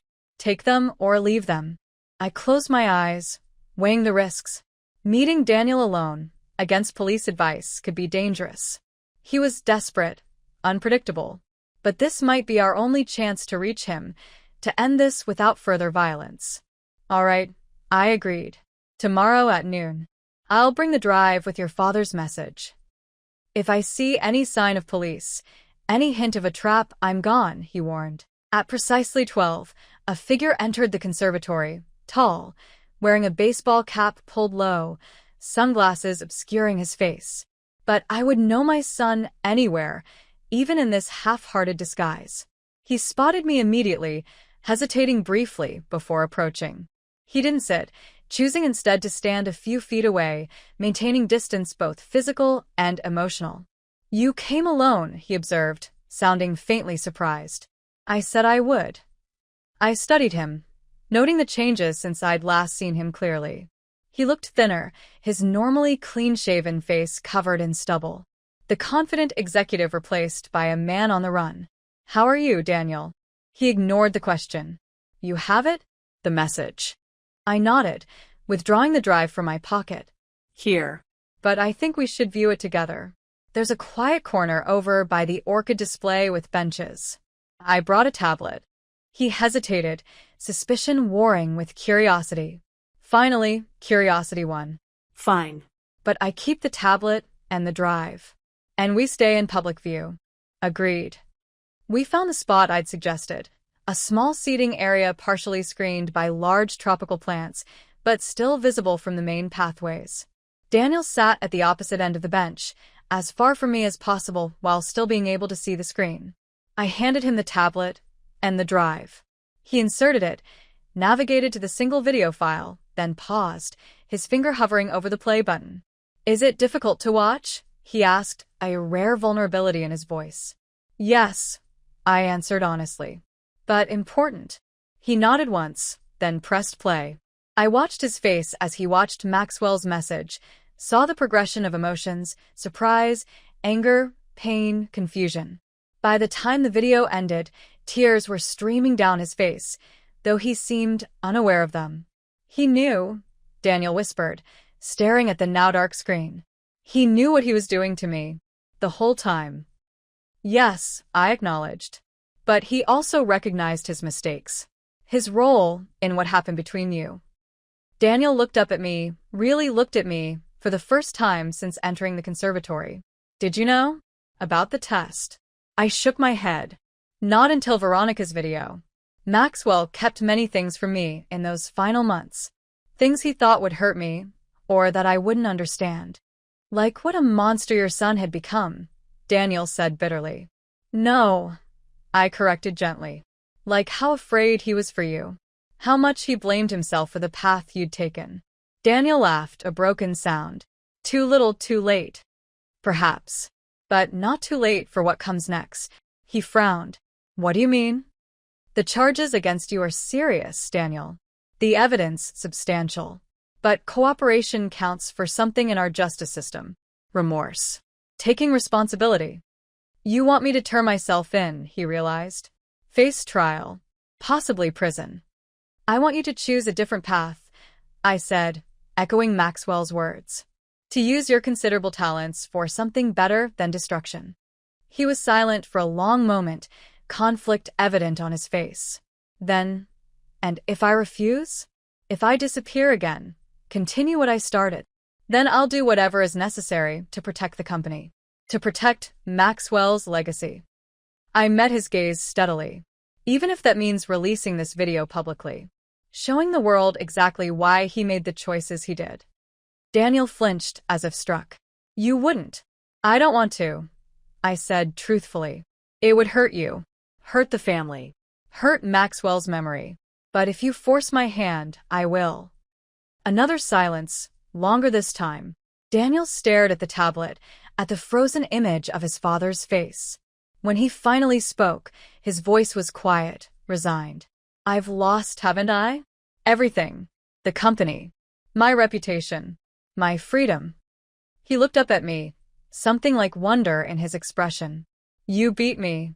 The housewife. The glorified secretary. You outplayed me at every turn. This isn't a game, Daniel, I said softly. It never was. It's family. It's legacy. It's choosing who we want to be when faced with loss and disappointment. He laughed again, but there was less bitterness in it now. You sound like him. When did you become so formidable? I always was, I replied simply. You just never noticed. A small smile, sad but genuine, touched his lips. No. I didn't. He handed the tablet back to me but kept the drive. Then he stood, straightening his shoulders as if preparing for what came next. I need time, he said. To think. To decide. The police won't wait forever, Daniel. Neither will the company's lawyers. I know. He looked around the conservatory, at the vibrant life surrounding us, then back at me. But I need to do this on my terms. Not his. Not yours. Mean it. I nodded, understanding despite my reservations. How much time? 24 hours, he decided. Then we'll see. As he turned to leave, I called after him. Daniel. He paused, looking back. Whatever you decide, whatever happens next, you're still my son. I still love you. Something complicated passed across his face. Pain, longing, regret, resolve. Goodbye, mother, he said finally and walked away. I watched him go, disappearing into the crowd of tourists and schoolchildren, a fugitive hidden in plain sight. Had I done the right thing, letting him leave? Or had I just made the biggest mistake of my life? Only time would tell. Exactly 24 hours later, as I sat in Maxwell's study in my newly secured home, the doorbell rang. Mark, recovered from his concussion and back on duty, appeared in the doorway. It's Daniel, he said, his expression carefully neutral. He's alone. Unarmed, according to the perimeter team. My heart stuttered. Let him in. Bring him here. Moments later, Daniel stood in the study doorway. He looked different than he had at the conservatory, cleaner, more composed, wearing a suit that reminded me painfully of Maxwell. You came back, I said, rising from behind the desk. I said I would. He entered slowly, glancing around the room that had been his father's sanctuary. 24 hours to decide. That was our agreement. And have you? Decided. He nodded, his expression solemn. I'm turning myself in. Today. Now, actually, there's a Detective Martinez waiting outside with 2 officers. I asked for a moment with you first. Relief and sorrow warred within me. You're doing the right thing, I said softly. The necessary thing, he corrected. There's a difference. I acknowledged this with a nod. What changed your mind? Daniel was quiet for a moment, studying Maxwell's portrait above the fireplace. I watched the video again last night, several times, and I realized something. Something important. What? He turned to face me fully.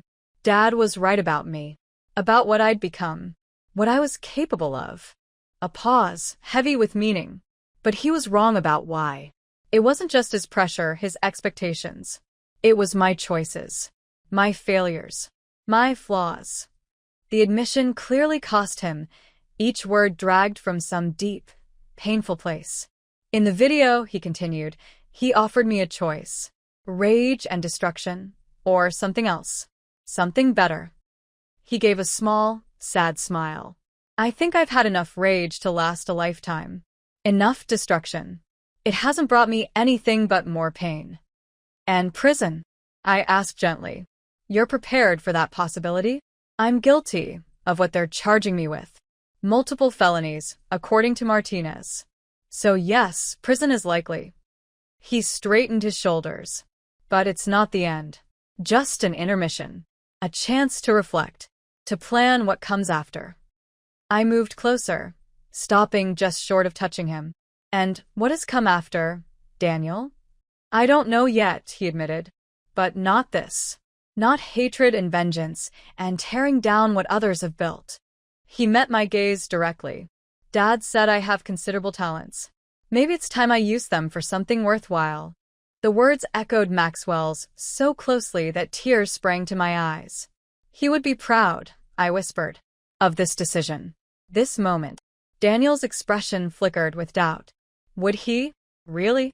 Yes, I said firmly. And so am I. Surprise crossed his face, followed by a complex emotion I couldn't quite name. Even after everything I've done? To you? To the company. You're my son, I said simply. That hasn't changed. It never will. For a moment, we stood in silence, the weight of all that had happened, all that would happen next, hanging between us. Then, hesitantly, Daniel extended his hand. I ignored it, stepping forward to embrace him instead. He stiffened initially, then slowly, cautiously, his arms came around me. It was our first real contact in months. Perhaps our first genuine embrace in years. I'll visit, I promised as we separated. Wherever they send you, however long it takes. He nodded, his composure cracking slightly. I'd like that. A knock at the door announced Martinez's arrival. It's time, Mr. Wright, she said, professional but not unkind. Daniel straightened his suit jacket, a gesture so reminiscent of Maxwell that my heart ached. I'm ready. As they led him away, I remained in the study, surrounded by Maxwell's books, his awards, his presence that somehow still lingered. The worst had happened, my son arrested, facing trial and imprisonment. The family name tarnished by scandal. The company still recovering from Daniel's attacks. Yet alongside the sorrow was something unexpected. Hope. Daniel had chosen a different path. Had found, perhaps, the beginning of redemption. And I had found something too, a strength I hadn't known I possessed. The ability to lead, to protect, to make difficult choices for the greater good. Maxwell had seen it in me all along. Now finally I saw it too. 6 months later, I stood before the annual shareholders meeting, the room packed beyond capacity. News cameras lined the back wall, capturing what had become the most anticipated corporate event of the year. Wright Pharmaceuticals had not just survived Daniel's attacks, it had emerged stronger. Our stock had rebounded to record highs. Our new cancer treatment had received FDA approval ahead of schedule. Our reputation for integrity, bolstered by the transparent way we'd handled the crisis, was stronger than ever. Ladies and gentlemen, I began, surveying the attentive faces before me. A year ago, this company faced its greatest challenge, not from external competitors or market forces, but from within. A betrayal that threatened everything Maxwell Wright built over 4 decades. Murmurs rippled through the crowd, eyes fixed on me with rapt attention. Today, I'm pleased to report that Wright Pharmaceuticals has not merely weathered that storm. We have emerged from it transformed. Stronger. More transparent. More committed than ever to the mission that has always guided us, developing life-saving medications for those who need them most. I paused, allowing the positive news to sink in before continuing. Many of you have asked about my son, Daniel Wright, who recently accepted a plea agreement and is now serving a 5-year sentence for his actions against this company. I met the gaze of the reporters directly. I won't be commenting on the legal aspects of that situation. But I will say this. Even in our darkest moments, this remains a story about family, about legacy, about the choices we make when faced with disappointment and loss.